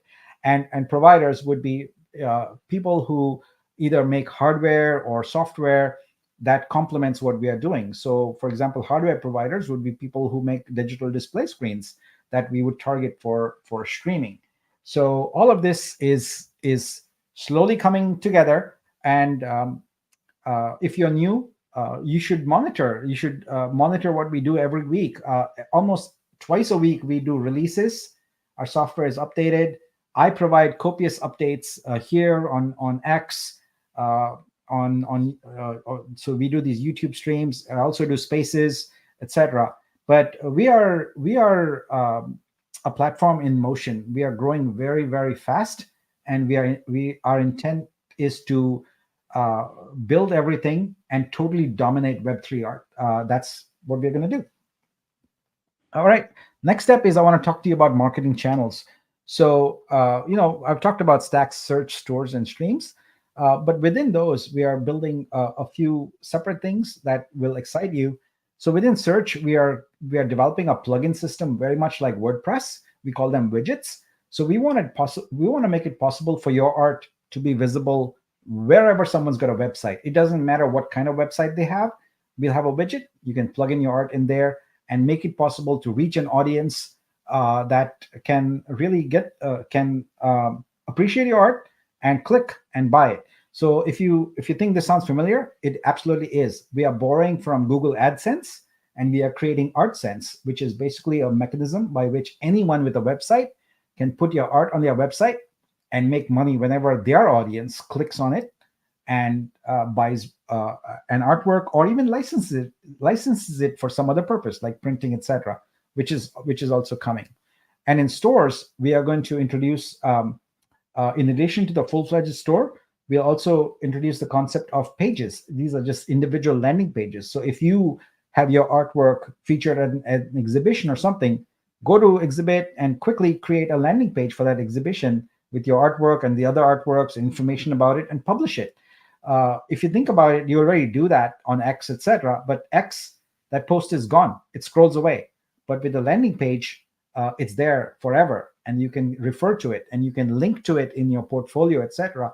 So anyone who looks at your portfolio ever can see that you were at an exhibition, and here's information about it, etc. And it's a great way to continue to forever promote your work. All right, so exciting things coming. Any thoughts from the guest artists on these features? I wanted to comment on your stacks and store. Yeah. I think that so far we have seen the driving engine search at work, which is fantastic. That's what we have been using, and we love it. But in a way, it's a fairly flat structure, whereas stacks and stores elevate the whole thing to a new dimension. where the search engine is still going to be there below. It's implementing everything, but what will be visible is going to be a filter on quality. When you think about curation, what we're doing today, we are seeing high quality, which is I was wondering where are they coming from, because I don't see them in search. Somebody, I mean, we have been going and searching, and that is what every curator has been doing here, searching and finding and collecting and bringing them to the top level. So that's what we're going to start seeing, quality. Absolutely. Yeah, it's a great way to surface quality. And the consignments scroll by, right? Like the default is 25 to a page. So you got 25 in a few hours and they're gone. And we have ways to surface by creators, etc. So for example, we've got the cool group by creator feature. So, you know, that's useful, but still having curations is and stacks is great. So I really love it. Can I say something? Yeah. Yeah, well, I love everything that you were explaining to us. I think that the stacks and the streams is going to make a huge difference. I'm thinking, I don't know if this is part of what you're thinking, but the people that are just curators is there going to be a way for somebody to contact them, like ask them, please get me a curation for this theme? Like, right now we are artists creating curations, but maybe a hotel or a gallery wants somebody that is a good curator to create that for them. And maybe the curators could have their own, I don't know, landing page with all the curations they have done, so people can easily find them. Yeah, that's a great suggestions. And we are going to tackle that. Formal curators, we are going to tackle them through the streams feature, because that's where we think there's a natural sort of intersection of it. Because when you subscribe to a stream, you're really subscribing to something someone curated. You know, because you can certainly go and create your own stream, but most people don't have the time to go and sit and, you know, select artworks and all of that. They want someone who's already done the work. So absolutely. So streams is where we will feature more curators, but it's a great idea. And the ability to have like a directory and to look at all their curations and say, I like this, now let me invite them to curate one for my exhibition or whatever. I think that's an amazing idea. I love it. I have to take notes as I go, because otherwise I will forget. So I think this is great. And let me do one thing here. Let me give you an insight into something. So I mentioned that we build in public, guys. So it literally is me talking about it on X, talking about it in sessions like that. But also, you have the ability to view our work in real time. How? Well, our QA site, our test site is public. So I'm going to share that with you.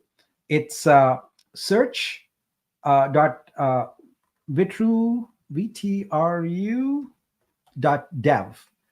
And so here you can see what we are working on. So you can see we are working on getting the exhibit logo going. We're getting the color scheme going. We are getting the UI done, etc. Now, this site might break occasionally because, like I said, it's in development, right?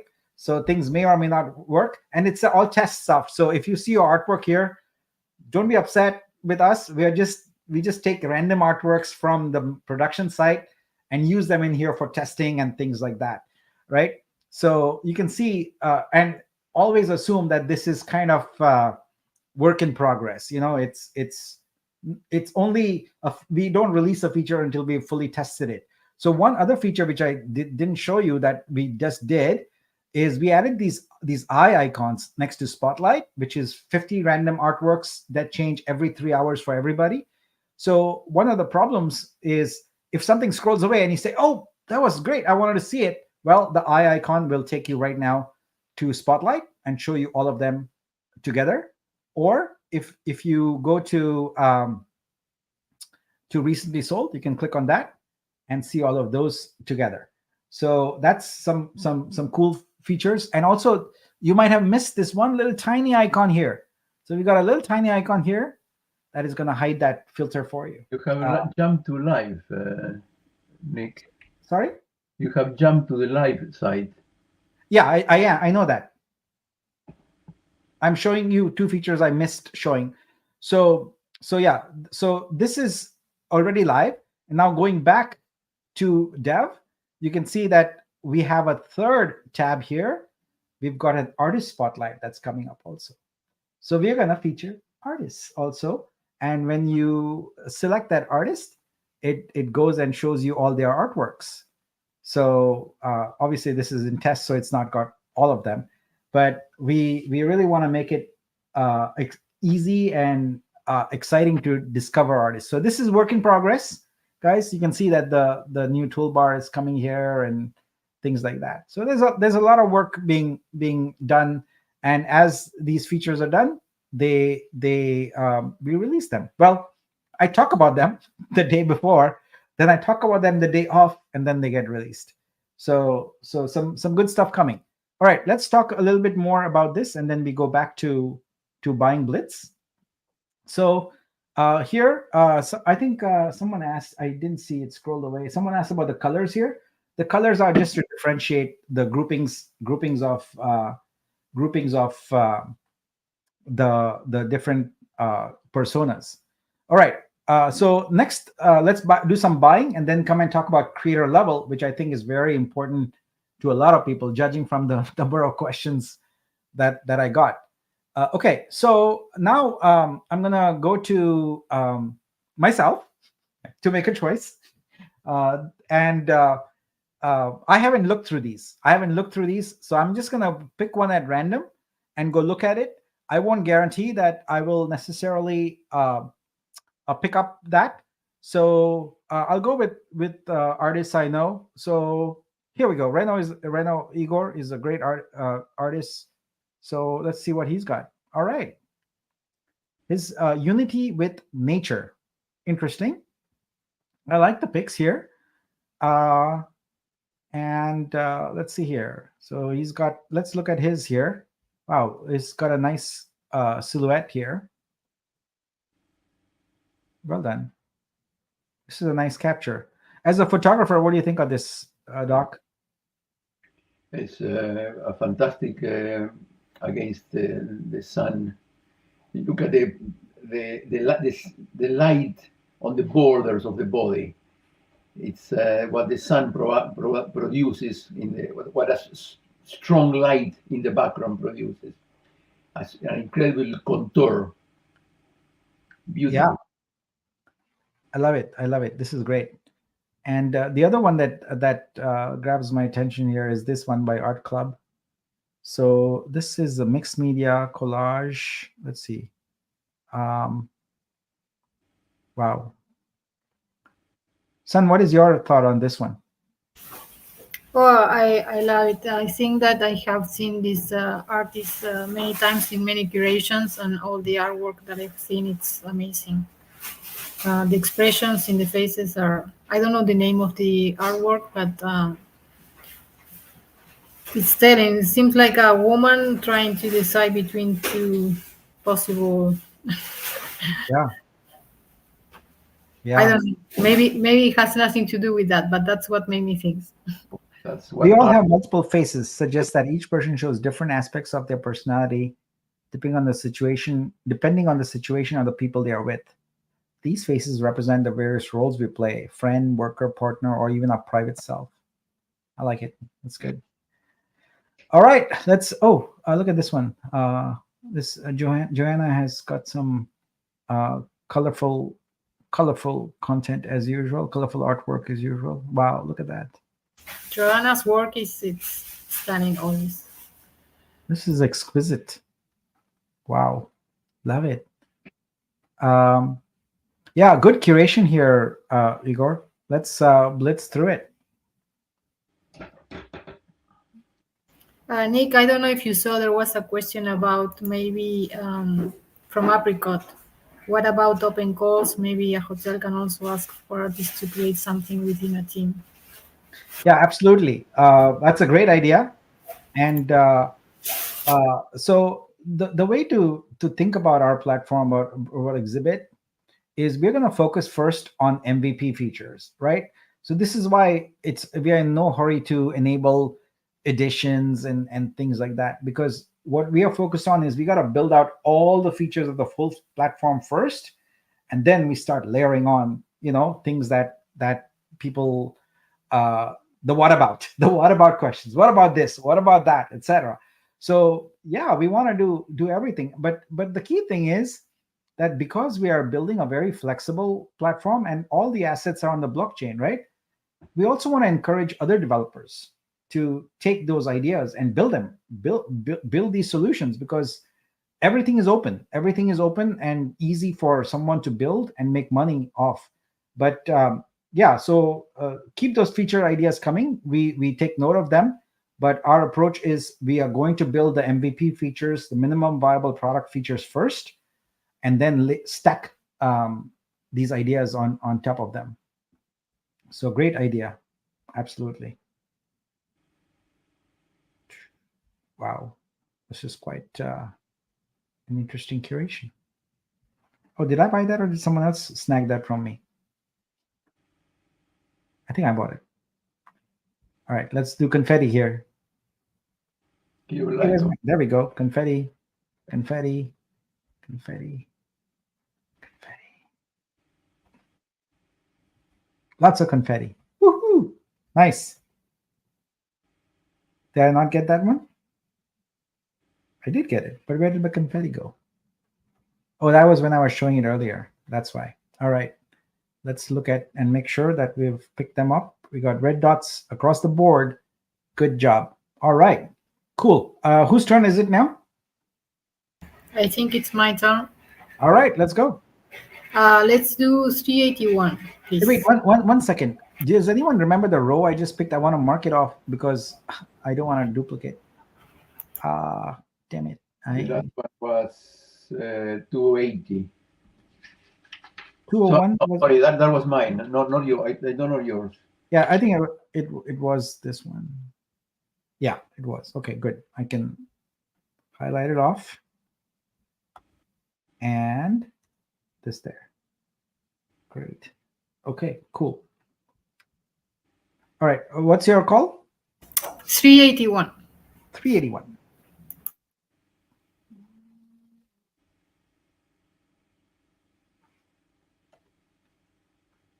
Right. Let's go look at what Sepid Heart. Is it Sepid Heart or Sepid? Oh, it's Sepid Art. Oh, okay. Yeah, Sepid Art. Oh, wow. Yeah. Nice Persian artworks here. Calligraphy. Oh, I have not seen a curation like this. Good pick. That's the reason I chose it, because it's different, and all the artworks. I mean, I don't understand anything about that calligraphy, but they are stunning. Yeah. Which one should we look at closely? The last one, the one with reds. Yeah, that one. I love that one. Oh, wow. Wow. We need to go look at the original on this one. Wow. Let's see. That's so amazing. So how is this done, you think? Like, how do you get the white outline on these? I have no idea how it's done, but it looks beautiful. Wow. I'd love to learn how to do something like this. So this is Homa from Iran, who's a physical artist. While others may be forgotten as they leave my sight, your presence in my heart is as essential as life's light. Calligraphy painting is actually a type of painting where I use letters and words to create artwork. I am inspired by the poem of Sadi, who is one of the most famous Iranian poets. Well done. Well done, Homa. The white may be just paper that is not painted. Okay. Okay. Let's look at one of the curator's works here. So this is Sapide who curated this. So, nice. So this requires a lot of skill to fit in a perfect circle all the this. Of course, for us, it's if you don't read Farsi, it's just art. But I'm sure if you can read Farsi, you can say what's written in here. Wow. Yeah, it's amazing, and I think it's like visually, it's just striking. Like you need to understand you don't need to know what's saying, but it's saying a lot. Yeah. It's art even if you don't understand the language.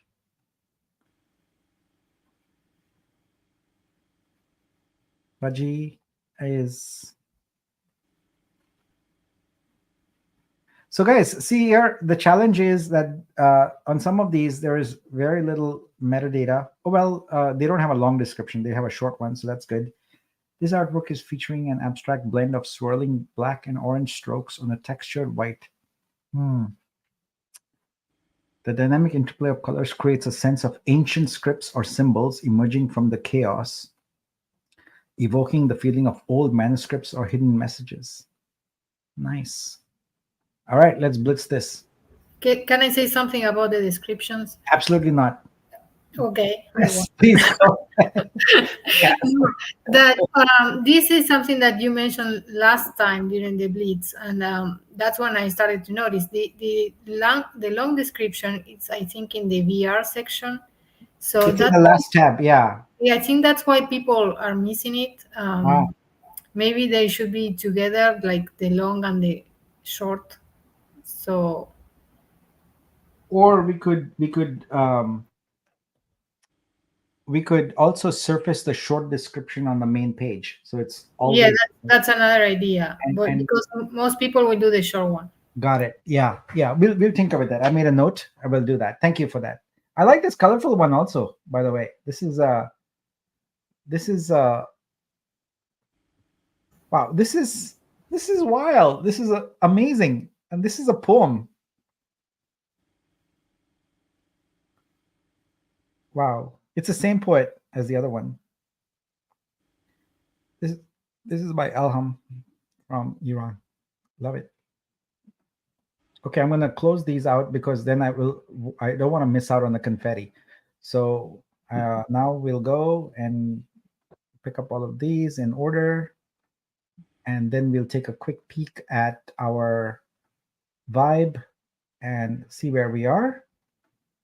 And next up is docs curation. And then I want to spend some time doing individual buys.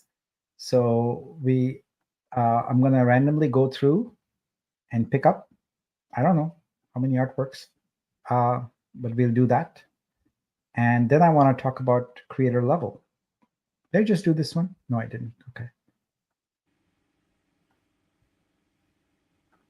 But creator level is, I got a lot of questions on that. So I want to help clarify a few things here today. And it's a feature we are working on. It's going to take a little bit of time, but we are really excited about that feature because one of the most important things about Exhibit is we want to onboard the 84% of folks who are not yet in Web3, in the art world, who are not yet in Web3. And to do that, we have to create a system of immense trust. And creator level is our gateway to conveying that trust to all these folks. Yeah, okay, so this one's still working, so we can work on confetti here. Let's go confetti for Arbe and Marjat. Confetti for you, Elham.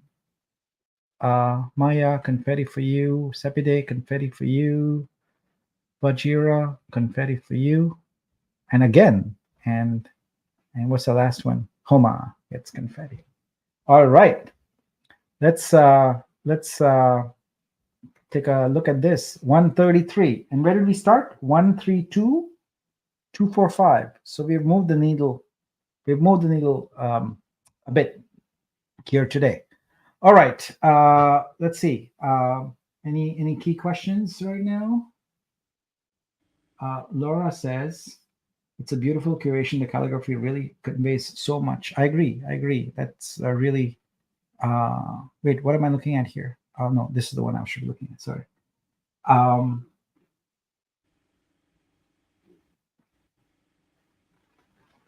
And Lairi says it's sometimes hard to read even in Farsi because there's a specific kind of way to represent the words. Sometimes they eliminate the dots, etc. I just want to point out that, Lady, I hope you're surprised by the stacks feature I mentioned, because you had messaged me about, hey, I got a great idea.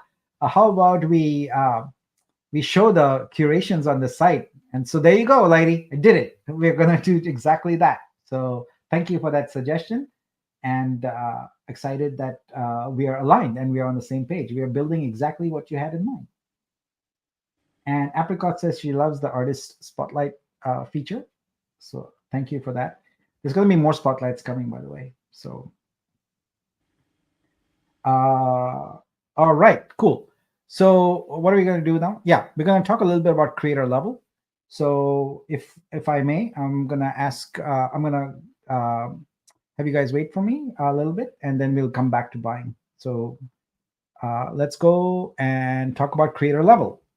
So creator level is a system we are introducing in order to make it easy for people who are patrons and subscribers to trust, right? So we are building it based on a standards. So W3 stands for World Wide Web Consortium. It's the group that makes up all the rules about how browsers work and how HTML works and web pages work and all that. So they've got a system called verifiable credentials, and we are building creator level based upon that. So this is a lot of technical mumbo jumbo for the artist audience. You probably don't care. So I'm going to just skip this. But there's two main parts. There's creator credentials and there's creator claims. That's all you need to take away from this side. There's a credential and there's claims. Okay. So the whole thing consists of these two parts, credentials and claims. So credentials is really your biodata, your socials, and your KYC. Now, KYC is typically know your customer. Here we call it know your creator. I'll just be very emphatic about this. We are not building a system where we know anything or we want to know anything about the artist. KYC always comes via this group, which I will go back to this slide. The last one here, providers, right? So we are going to look to third-party, existing, established, well-reputed providers to do KYC. And all we get back from them is, did the artist do this level of KYC? Yes or no? That's it. We don't have any data. We don't intend to have any data. We don't want to keep any data. We don't know any data. The third-party providers who conform to whatever the laws of the area they're in this case, we're going to be using a service called Synapse. So they're our partner. So Synapse is based in France, and they provide identity verification and KYC for a large number of companies, and they conform to, I guess it would be EU laws. So that's what we will be using for KYC. We get no data from here. We will simply get, yeah, you did phone verification. We don't even get your phone number. We don't want it, and none of that. And so, yeah, as you can see, they are compliant to GDPR, ISO 27001, etc. And that's the standard for providers we would use for KYC. It's third parties that have a great reputation and respect everyone's privacy. So that's important to us. So that's how the KYC part comes. Now, the claims part is a little more complicated, and I'm going to try and explain that to you.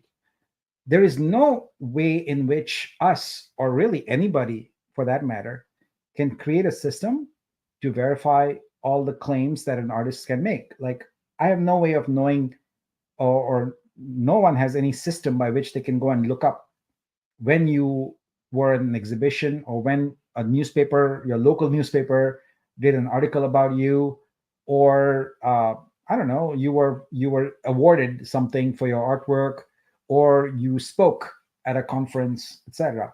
There's just no API, application programming interface, for that. and there's no data repository for that. It's impossible, right? But we want to build a system where the artist experience is somehow converted from an arbitrary resume or curriculum vitae into a score, into a numeric value of your experience and your level of trust. And so creator claims are going to be driven by evidence. So when you make a claim, you're going to tell us 6 things, basically.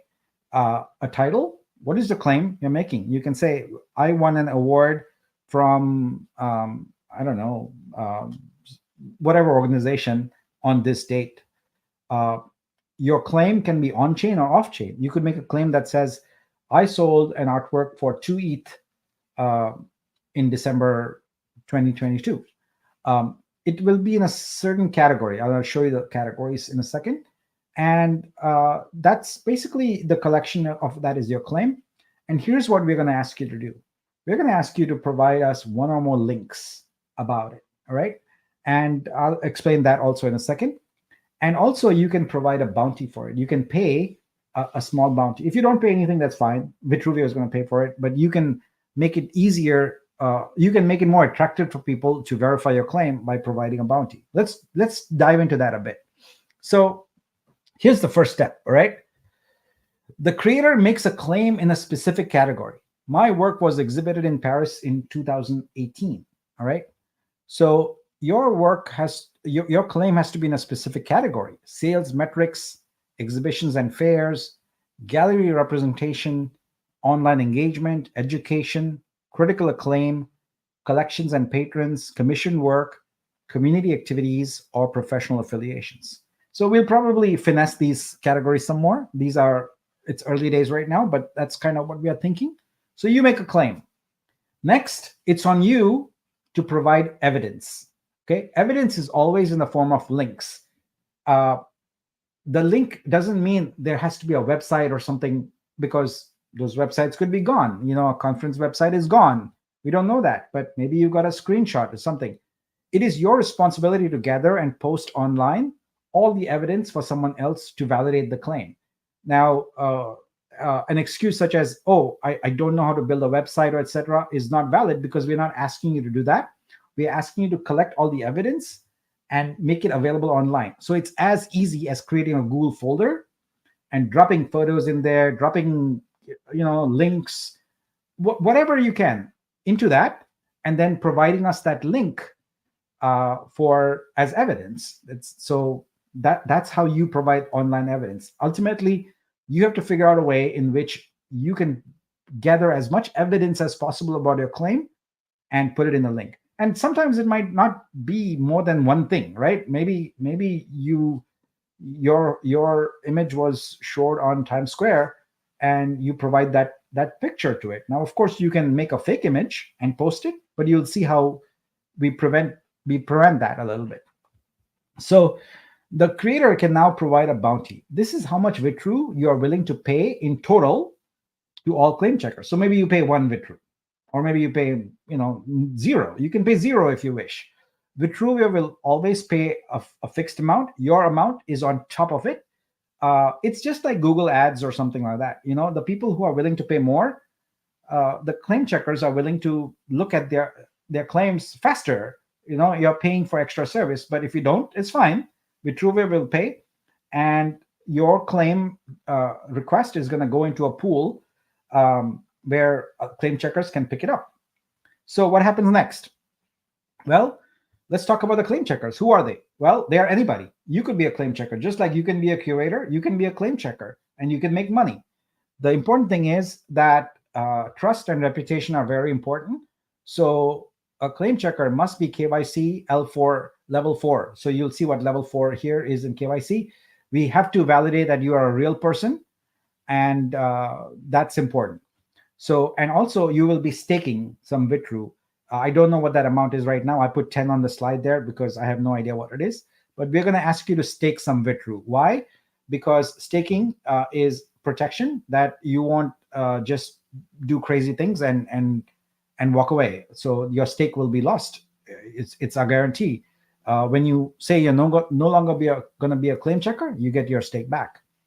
Now, the way it works is that for every category of claim, there is a majority needed of claim checkers. There's the minimum needed and a super majority needed. So each of those claim checkers is going to take your evidence and going to check it out, and they're going to say, yes, this is true, or yes, this is false. So use my example earlier. You claim that your photo was on Times Square and you submitted a photo and it was fake, right? So some of these claim checkers are going to figure that out. Or they might not. Maybe you're very good, but we don't know that and we don't care about that. We just look at the claim checkers. So the idea is a super majority of them have to say that your claim is true. And if it's true, then it's true as far as the system is concerned. But if it's false, if a super majority says it's false, then we know you're lying. And so you get some penalty, you get some negative points for it. Or they might say that, you know what, you provided the evidence and all that, but based on that, it is unverifiable. Whatever it is, we go with the super majority, So it's your job to provide the right evidence so people can verify your claim. You can't just say that I did this. Well, prove it. Prove that you did it. If you say you got a degree from this university, prove it. It's like that. So anyone can be a claim checker and earn money. And that brings us to step 2. The claim checkers will verify your claim. And like I said, each category has a different requirement for the minimum number of claim checkers required to vote true. And if it's true, your claim goes on chain and points are added to your creator level. If it's false, your claim is rejected. And we keep a counter of how many false claims you've made. When you reach a certain threshold, and we haven't decided that yet, you cannot make any more claims. You're just faking. You're trying to make false claims all the time. You're not a good actor. You're a bad actor, and so therefore you cannot make any more claims, and you will never be able to increase your creator level. So it is important that people are factual and truthful and not make false claims, because this will be detected and it will prevent you from ever increasing your creator level. If there is no result, the claim is retired. There's nothing we can do about it. There's no plus or minus from that. Nothing can be done. So how does the scoring work? Well, creator level has a score of 10,000 points. If anyone is in the financial system, they probably realize that this is the same as basis points. 10,000 basis points is 100%. That's how all financial systems work. Your profile has a range of 1,000 points. Your KYC has a range of 3,500 points. And you can make 2,000 points from your on-chain claims and 3,500 points from your off-chain claims. So how is that broken up? Well, we have 5 levels. When you join Exhibit and consign your artwork in Studio, you provide us an email address. That's L1. That's 0, because you can just make up an email address. There is no trust there, and you cannot add any more points at that level. If you do L2 KYC, which is validate your phone, you get 500 points, and at that level you can earn an additional 1,000 points by through things like social media or any of those categories. You provide more information. And at L2 level, you can capture an additional 1,000 points. Now, if you got more than 1,000 points, that's fine.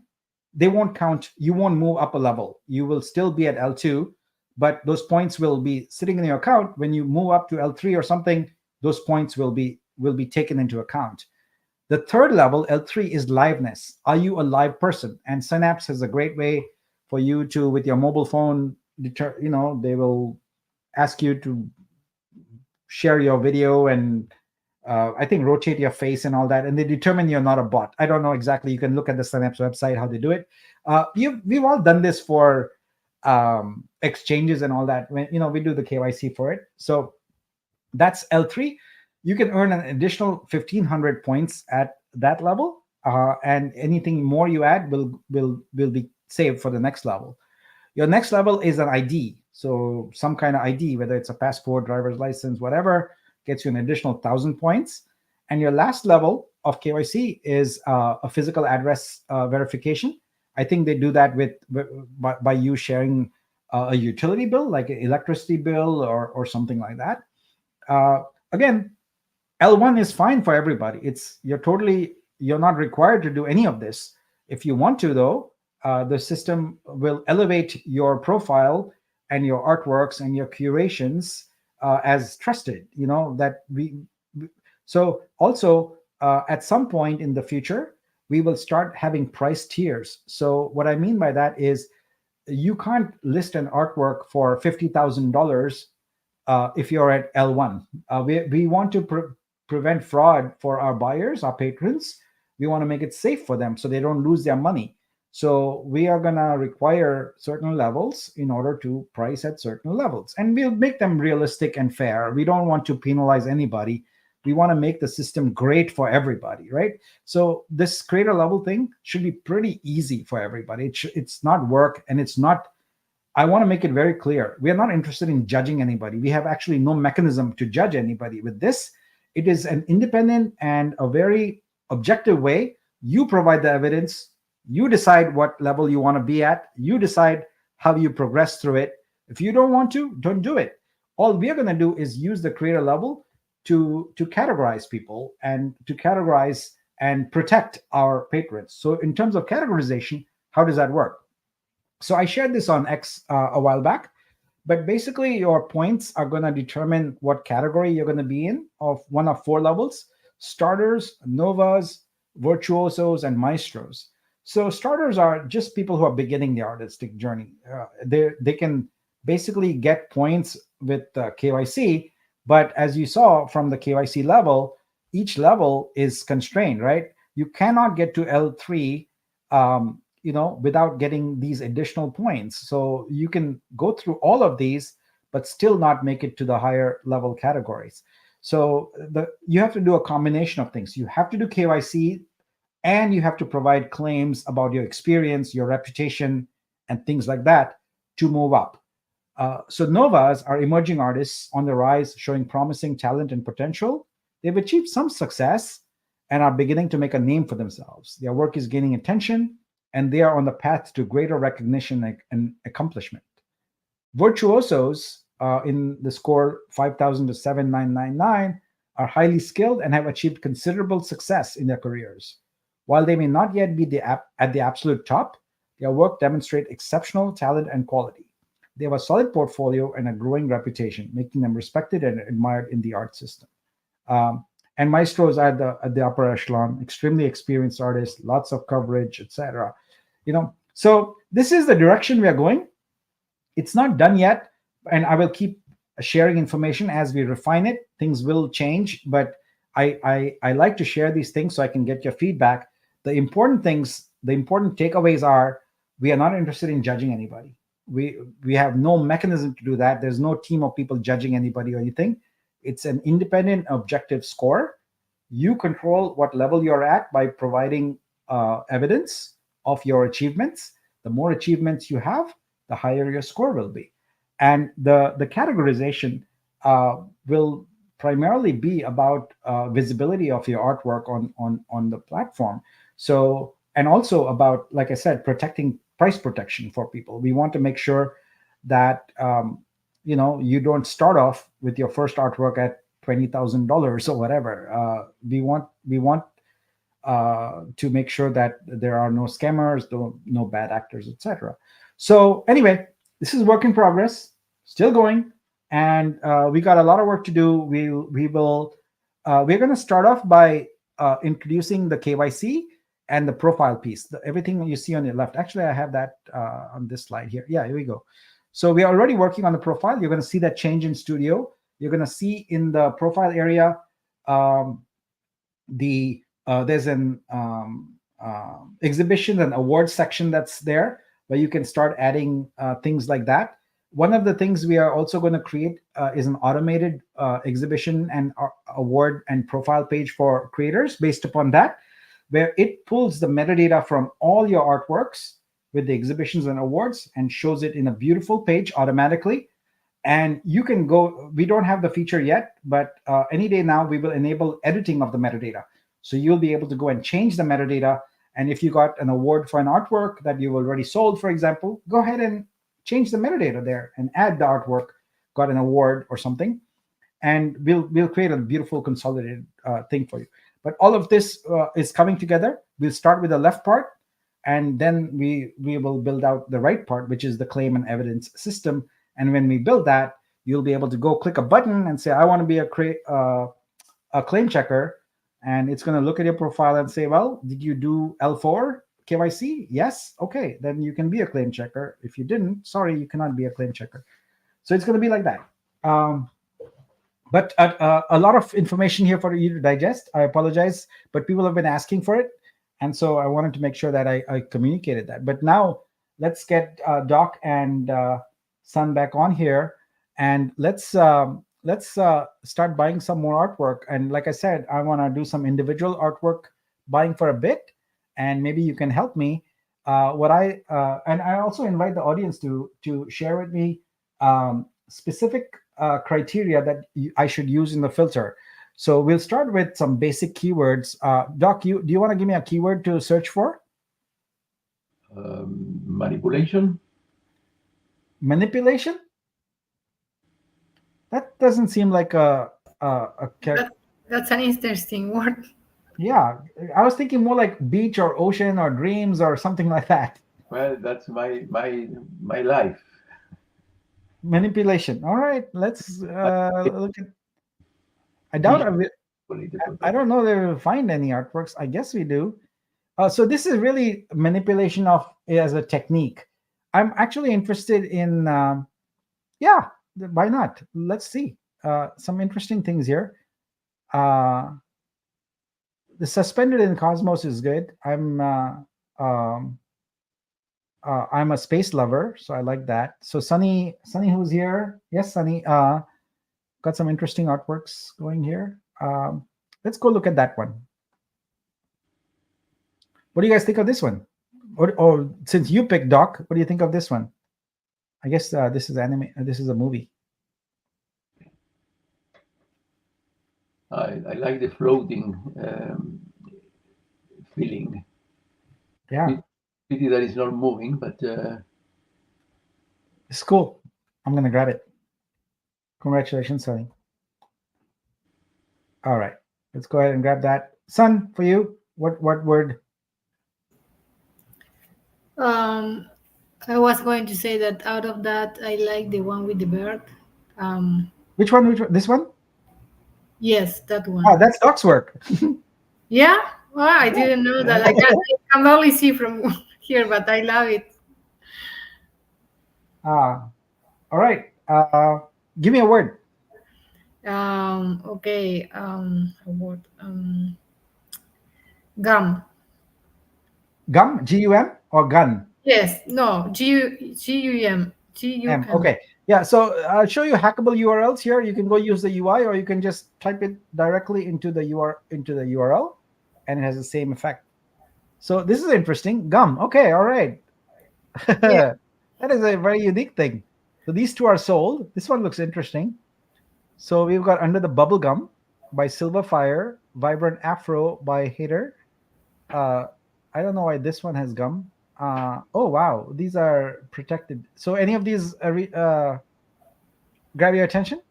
Yeah, but it's sold already. The one with the gecko coming. Yeah, yeah.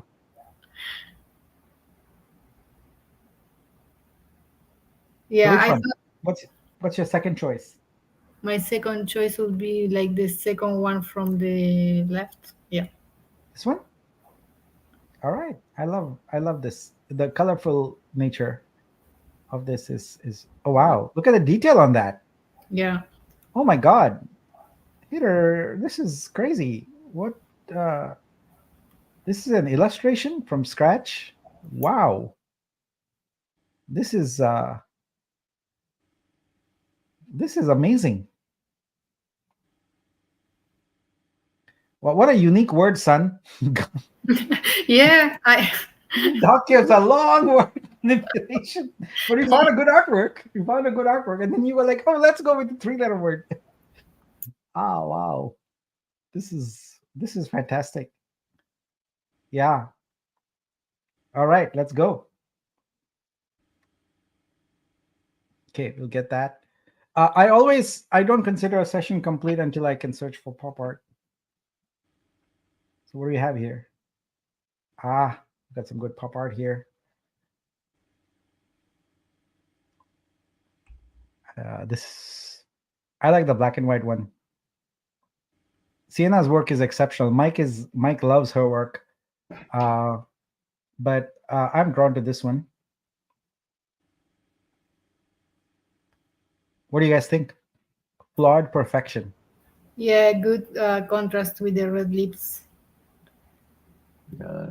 Red, black, and white goes so good. So such a good combination. Yeah, Arjun, we're gonna get that, especially for that suggestion you made earlier. It was a good suggestion on the what suggestion did they make? I forget, but they made a really good suggestion. All right, we go. Okay, Divya says friendship. All right, Divya, let's go for that. Let's try friendship. Friendship. Woohoo! All right. Nice. So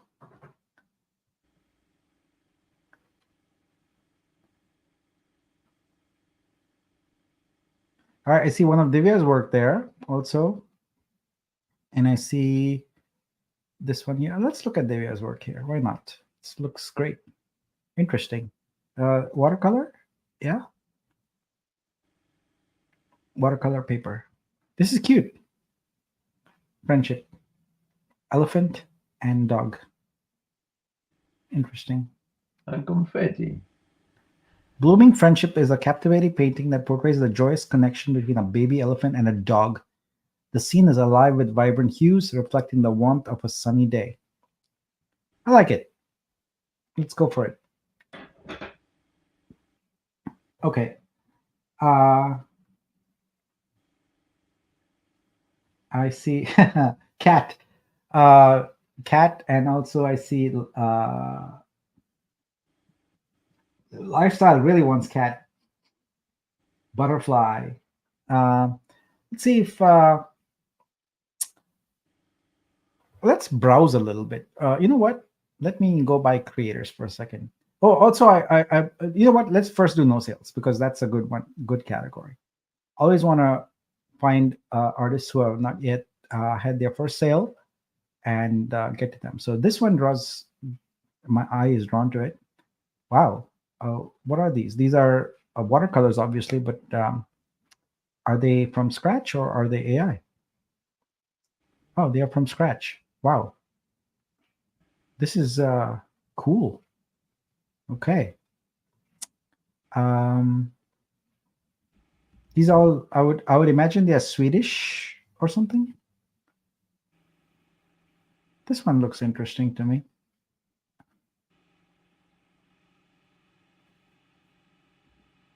Hey, Doc, this is up right. This is Wales. Sorry? This one is in Wales. In Wales. Yeah. It's not far from here. Yeah, that's what I was thinking. Oh, what's that splatter of color? That's interesting. The blues. What's that all about? Interesting. So this is Trond Eriksson, who is an artist from Norway. So congratulations, Trond. You have your first sale. All right. Let's go back and look at some more. All right. Which creator do I look at next? Oh, the one with the animations? This one? Yeah. All right. GRV. Oh, I have to get that one. Monday, yes. The middle one, right? Yes, that's cool. Wow. Oh, wow, there's music. There's a smile. That's This amazing. is so clever. This is so clever. The concept of stress with the bands and then becoming a smiley. this is a hands down amazing thing. I absolutely must have. Wow. Congratulations, Gr- GRV. And this one's pretty cool too.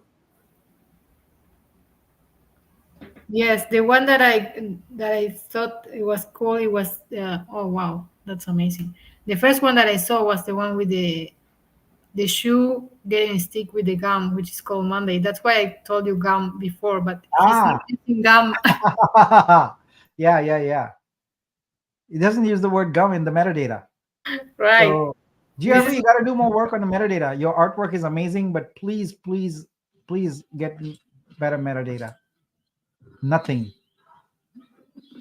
I This guess is, he's letting his work speak for itself. yeah, yeah. But the problem is we can't find the thing that people need to understand is your work can speak for itself, but there is a huge number of voices, and it's hard to isolate it. So the first step is discovery. You won't get discovered without the metadata. Once we find it, then people can look at it and appreciate it, right? But metadata is also about discovery. Yeah. Does it say Monday when he lift the shoe? No, I think it's just, oh, it's nothing. Oh, Monday. yeah. So Monday sticky gum, I get it. Wow, what a beautiful play. Nice. This is brilliant. I really love this artwork. So good find. Yeah, see, that's how we find some hidden gems here. Mhm. I saw a Spider-Man there. What's that all about? Ceramic Spider-Man. All right, that's interesting. Um, yeah, I am gonna devote some time to this page every day for creators who have not yet had a sale. This is Classy Paints. Art is silence. This is a painting. Interesting. What does it represent? It captures the right facial expression for the emotion of the person. Process also available on Behance. Interesting. Let me think about this one. Let's see. Another one here.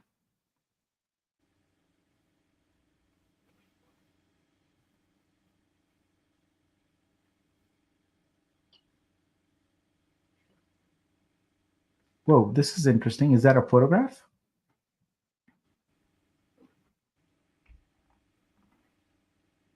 What is this? A piece of wood. It's like the tree. Yeah. So this is Songer, who is an artist from Peru. It's a photograph. The mythical Ents are the forest guardians. Mondier captures the essence of the forest protector. His deep, mysterious gaze marks the beginning of a visual journey. These photos were taken in Huasal, a natural area located in the district of, I won't try to pronounce all these, but in Peru. Wow, he's given the latitude and longitude and all of that also. This is a very interesting photograph. So it's a person made up as a tree and then photographed? Or you think that's a statue there or something? Someone's carved that into nature. I think it's carved, but I don't know. Each piece in Forest Case has been artistically enhanced. Okay. So they took a picture and then enhanced it to look like that. Wow, this is great.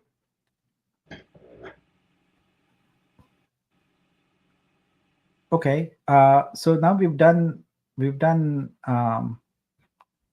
these, and now let me go and look at some recent consignments and grab a few from there. So now I can go and look at 150 at once, and which is what I will do. And I will see any that catch my eye.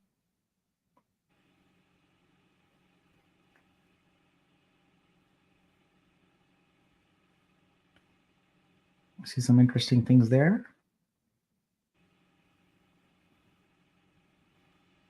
If any of you see something that catches your eye, shout out, okay?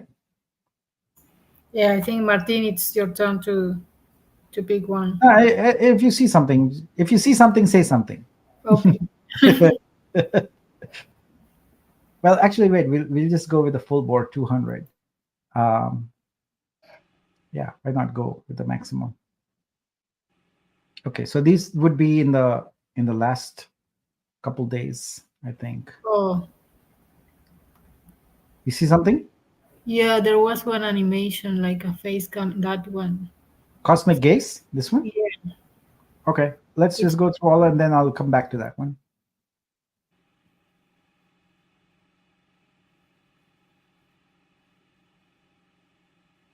Some good stuff here. Ah, there is Braille art there.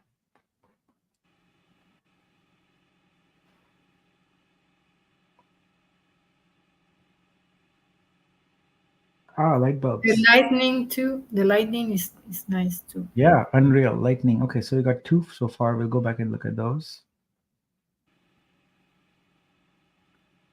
Wow.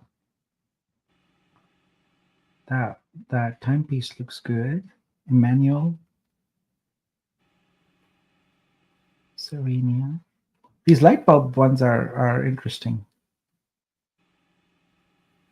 Ah, Fading Frames from Gnocchi. That one I want to go back and look at. Let me look at one more page. So we'll have looked through 400 artworks. This one looks decent too. Melanie. We'll capture. Take a look at that one.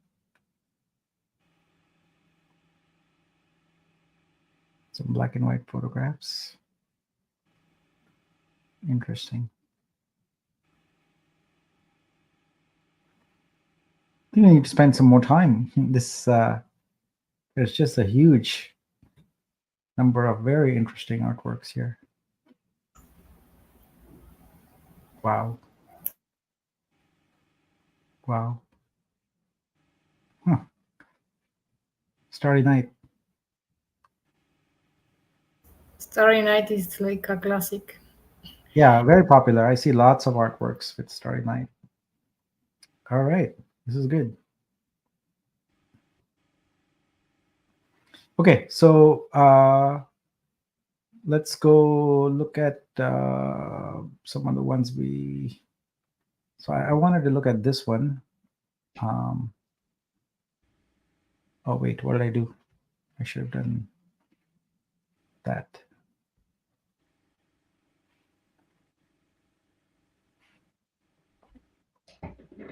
This is Melanie from Germany, and this is a acrylic oil. Wow. I like the purple vibe in this one, the purple and pink vibe. Okay, and then I'm going to go back to those 2 you mentioned.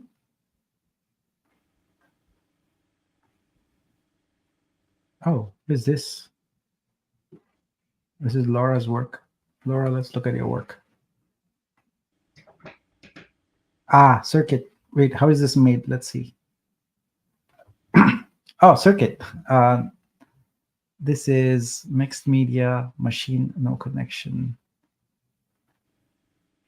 Oh, wow. Very interesting, Laura. Good job. Let's go get it. And let's go to let's go to the page 1 where you saw those 2 ones.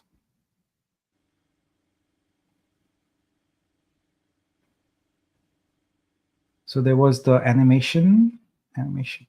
Wow, there's some amazing artworks here. This. Wow. This one, right? Cosmic Gaze. Yeah, that one. It's kind of intriguing. Yeah. Is it acrylic? He makes amazing watercolor animations, basically. Is this? See how the eye is forming. It's really cool. Yeah. Wow.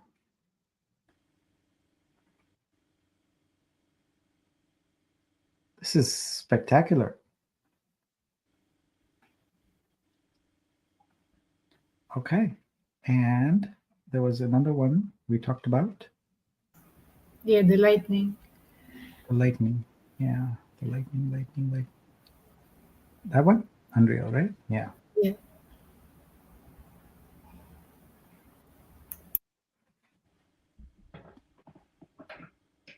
Nice. Let's go look at some confetti while we wait for that one. Come on, confetti.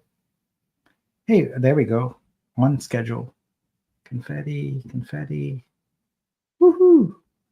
Confetti. You didn't get that one. That one is a must buy. Really cool. Let's see some confetti for Divya. And Arjun. Oh, let's do a check. We were, what did I say? 83 is where we had to be. We got a ways to go. $8,900 to go. All right. Let's Oh, do it. How did I end up here? Okay. Give me. So I see some audience things. I see Rohan saying row number 324. So let's do an audience choice of curation. Rohan curated one. Okay. Now Rohan is a great member of our community. He's been doing buys from the artists. So thank you for doing that, Rohan. And so this is an abstract collection. I like it. And I recognize some names here, but I also see artists I haven't purchased from before. So that's good. So yeah, I think these are nice. Kali Arts, pigs.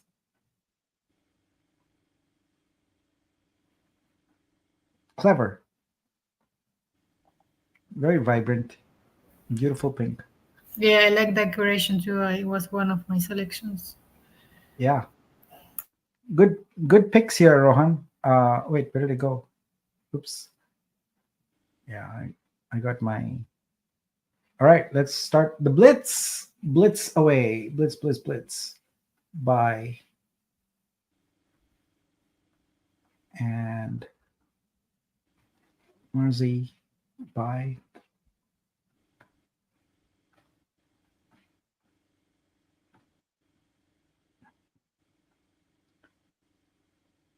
So also what I like to do in these sessions, which I haven't done before, but I tend to do regularly, is I go and look at artworks from some of my favorite artists and pick those up. So I will do that also here shortly. And then we will go back to picking some curations, but then we have about, I think, 20 minutes more because it's going to be 3 hours. That's going to be a long session. So we'll pick up the rest on Saturday Night Fever, or Saturday Morning Fever in this case. Yeah, we might end up doing that. But I do want to go check out some of my favorite artists. You owe me one, to be fair, Nick. Sorry? Yeah, You he's owe me still. one, to be fair. Why am I being unfair? Yeah, I have one more than him. He needs to do his next curation. Oh, yeah. Yes, that's true. Okay. Oh, that's how you mean by fair. I thought I was being bad in some way. I was trying not to. Yeah, you forgot me. That's very bad. All right. Let's go. What's yours? 36.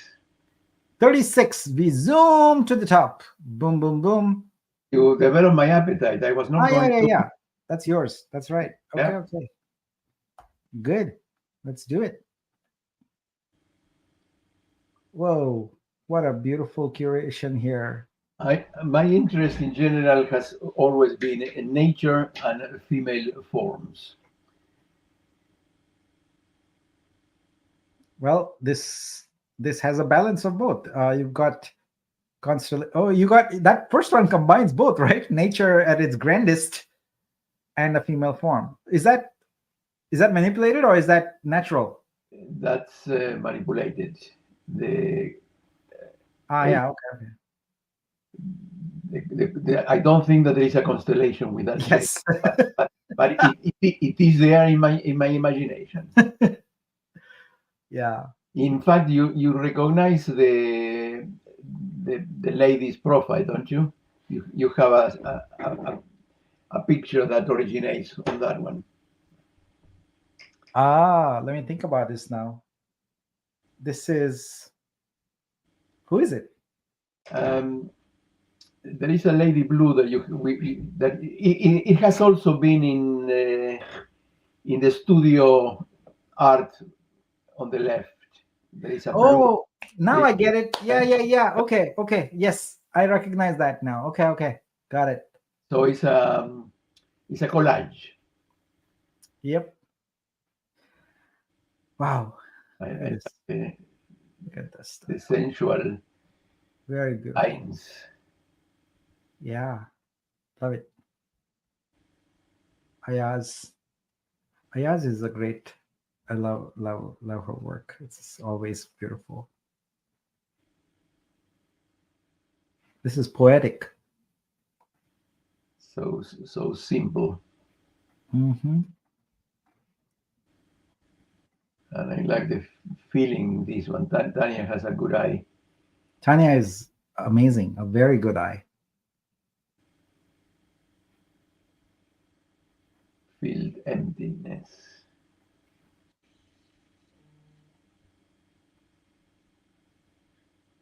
Parveen.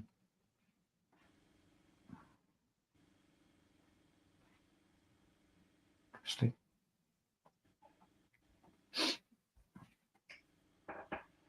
And Sacrifice for Love. Destiny Arts. Kentaro. Huh. Interesting. Talking about feathers.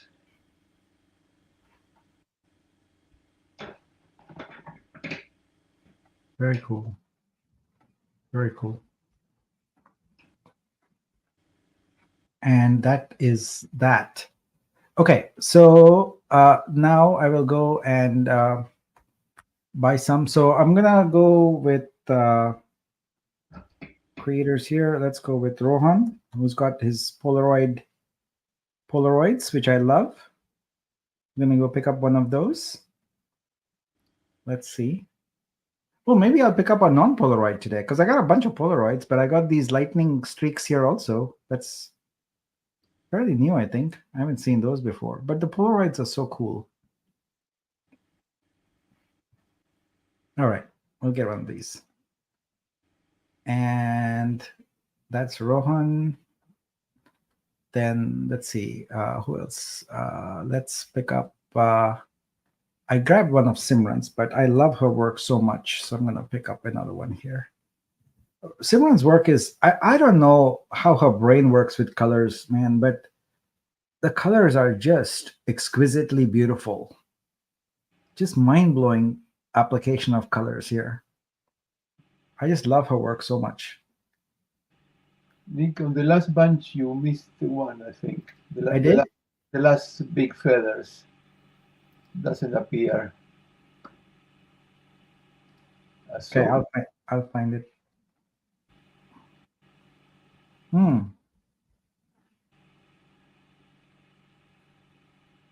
I clicked it, but it didn't work. Let's see if it works again. All right. So anyway, while I was looking at where is my, oh yeah, here we go. So I love Simran's work. So wow.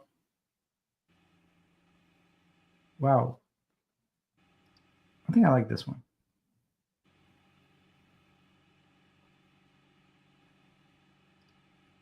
So this is hand-painted acrylic.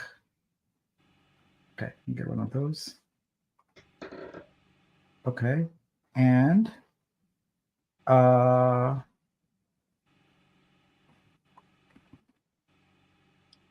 let's pick up one of Vivek's pieces. Vivek is a good photographer. He's a nature photographer. He's got some nice pieces. Anything here that jumps out for you, any of you? Well, the black and white down below, black and white. Further down, that one on the left. This one? No, down black and white on the left. This one? Up on, yeah, bottom left. What about you? You were saying something, son? Yeah, I like the silhouettes one, either the one with the camel. The Uh, camel or that one? I love silhouettes too. So the other one, the first well, one. actually, uh, what do you think of the silhouette, Doc? Sorry, which one? The one with the sun, Golden Time. Yeah, yeah, the silhouette. I like the movement and the contrast. Yes.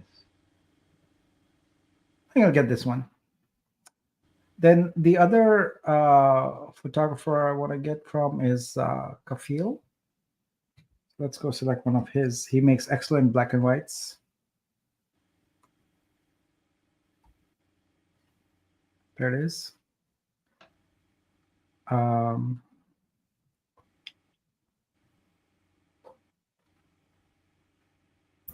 The one with the boats and the purple sky. That's this one, right? The lightning. yeah. Yeah, it's pretty cool. Let's go for it. Okay. And I just mentioned that artist who was Mike's favorite. What was S? What was her name? I forget. I want to get one of hers also. Why am I forgetting her name?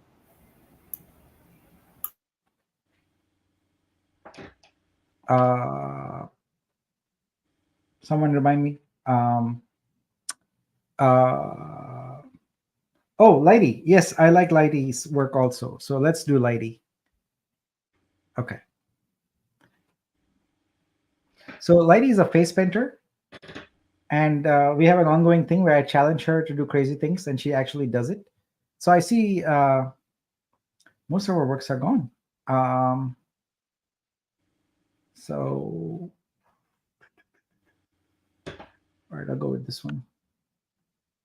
So this is a cosplay photography and face painting IRL collaboration.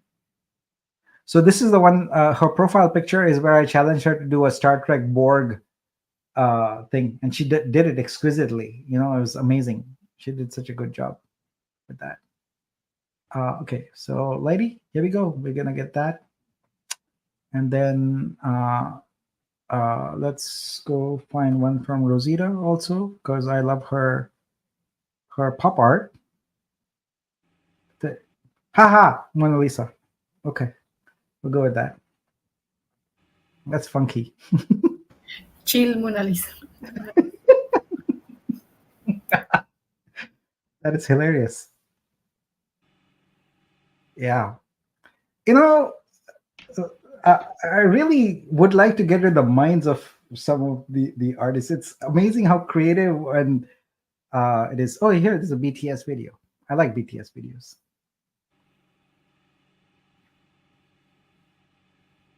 This is a watercolor. Very cool. Very cool. You get that.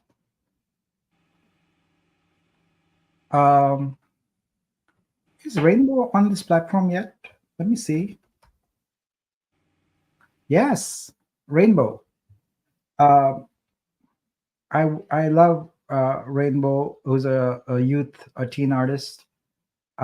She's amazing, and she's actually going to be driving down here with her mom in a few days. So I get a chance to meet her once again. I met her last in LA when we did a show. The Brain Connection. Let me look at that. Wow.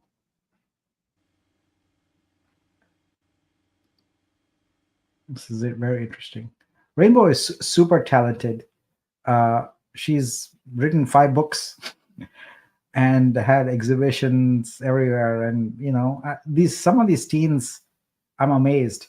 So I know Rohan's daughter also is a teen artist. So let me go look for her. So I guess it's Rose, right?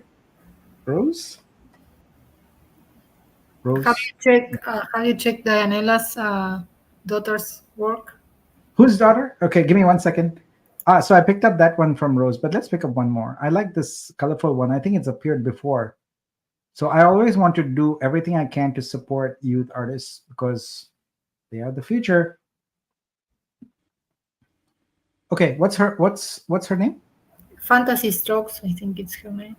Fantasy Victoria Fantasy Strokes. Oh, whoa,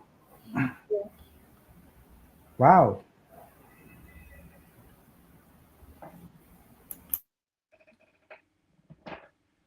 Wow. I love this. 14-year-old. Amazing, right? Venezuela. Speechless. But this is already sold. Why am I looking at it? Or is that no, it's not sold. Why is it showing me sold? Oh, there we go. Very good. Very good. We have This- such a excellent young generation. Yeah. Yeah. All right. So we have 10 minutes to go. Let's do one curation selection from each of you, and then we'll call it a wrap, right? This was, let's take a quick check at Vibe first. Whoa. We are at 133,928. Wow. We made a dent there. Also, let me just quickly get my confetti fix in. Rainbow. Just check Amazing. the percentage for curation has arrived very nicely. It Yeah. works. Yeah. Chill. I just love Chill Boneless. I gotta have Rosita on here one day and have her explain to me how she thinks up with this crazy wild stuff.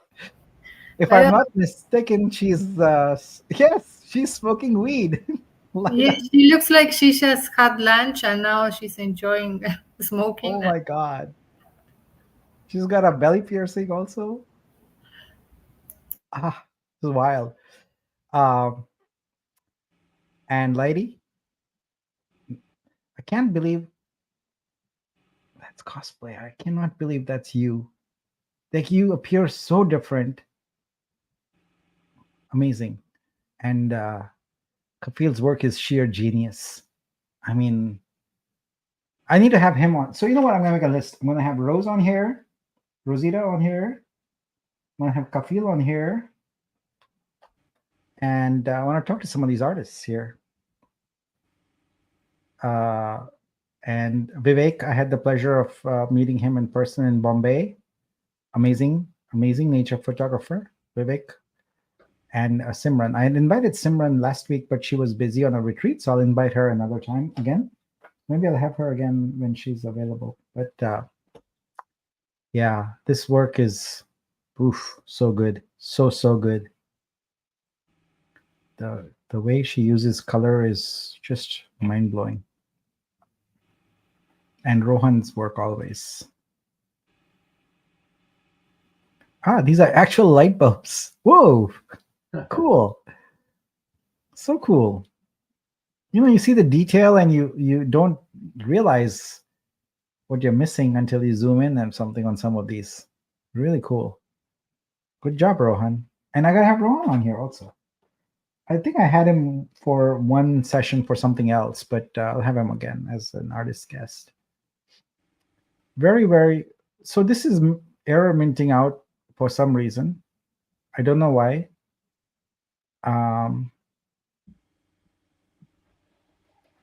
I don't know why, but I'll find out. So I'll just make a note. It says Kentaro. And it's Destiny Arts. I'll find out why it's erroring out, and we'll get to it. My collection is looking spectacular. I love the Monday. I'm glad you noticed that. That was so funny and cool and creative. And the technique, my God, the skill to do that, amazing. Gum. Yeah. You will remember this forever, Gum. I will remember Gum forever. Yeah, this was a good haul today. All right, Sun, let's go. 404. 404, not found. I couldn't find it. I could not find it. Not found. Only tech people get that joke. 404, not found. I got it. Pam's curation. Of course, Pam. Pam is amazing. She's great with our community. All right, what we got here? I Wow, love colorful. decoration. Look at the colors. Yeah, son, how do you must have uh, picked up from my 10,000 times I mentioned it that I love colorful things. you know. No, I actually didn't. I know that you like silhouettes, but no, I didn't get that you love colors. But this, I love this. I look at this and it's every Yeah. piece in the curation is amazing. So artists, you have to forgive me. We are at the tail end of our session here, so I'm gonna blitz through. I hope you will accept my buying your artwork as an apology that we are not talking about them. All right, but we're just gonna blitz through and get these done here.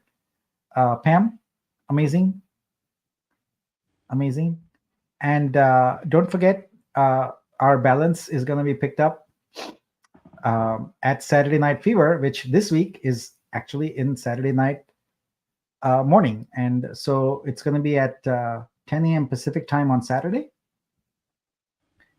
We'll have Saturday Night Fever. So at the same time this started, but on Saturday. Another Simran masterpiece. And now I'm really blitzing through.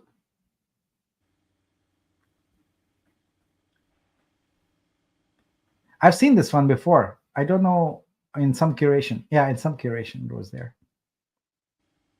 Very nice. And Yulia. This is a photo. It's a superimposed with something else. You can see in the background there is a photo.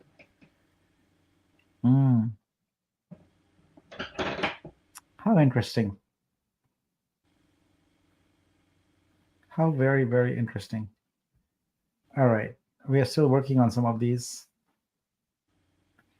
Okay. Confetti, confetti, confetti, confetti. I'll keep that open because I have to go back to it. So we got some issue here. Worked, but it didn't update with the confetti. Sorry about that. Okay. Confetti, confetti, and confetti. All right. Hey, this worked. It worked, yeah. All right. All done then. That's good. We got too many windows. Guys, don't forget to give me feedback about some of the things we talked about today, creator level especially. Don't be shy. I mean, if you want to be critical, that's great, but please be critical without being disagreeable. I appreciate that kind of criticism. So yeah. Doc, I'm going to be very unfair and not picky. I'm just kidding. No, please. 299. Which one? 299. 299. 299. 299. 299. Your humor is very sharp, Nick. Photograph. I keep wanting to say photograph, but it's photograph. Oh, Doc, you've got some amazing pics today, and there's the feather art. Yeah, I gotta start with that. Mandy.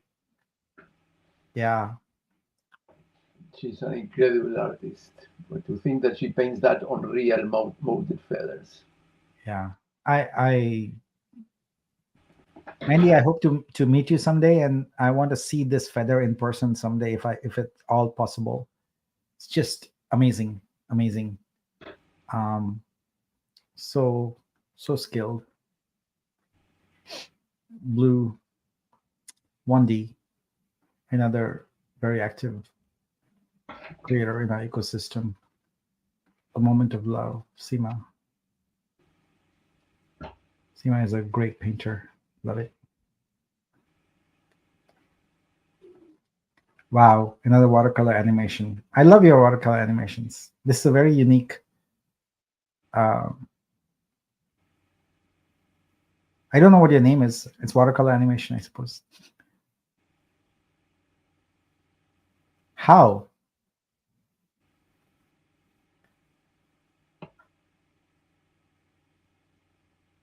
This is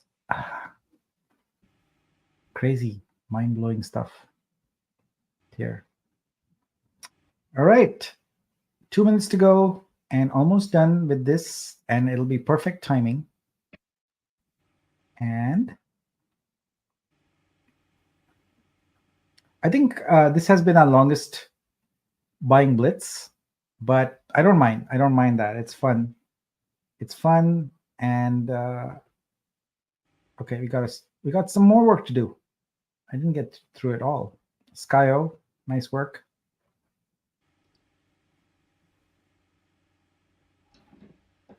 I think most of the effort involved here involves in scrolling the MetaMask dialog.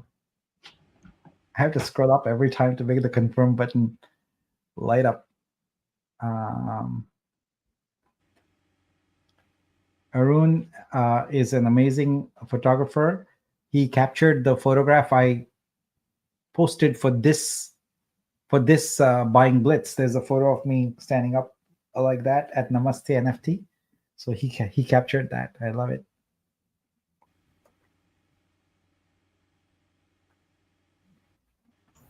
Great curation.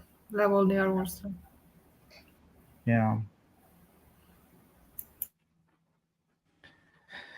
All right, let's take our final check here. 134,222. So it's almost exactly 2,000. Almost exactly 2,000. If my math is right, yeah. So that was good. That is very, very good. And that goes to everybody having Vibe or having. Yeah, it's distributed among all. So it doesn't matter. That's the beauty of Vibe. It doesn't matter who makes a sale. If you got Vibe, then that's such a game changer. We have grown up to know that you sell, you get money, and now this is everybody sells, everybody gets money. Exactly. And so you add the curation also, right? Maybe you curated something which has none of your artworks, but guess what? Yeah. You make money. So not only do you make money, but everyone else makes money also because of Vibe. So and that is for forever. As long as the chain exists. Yeah. Yep. Exactly. Yeah. It's perpetual.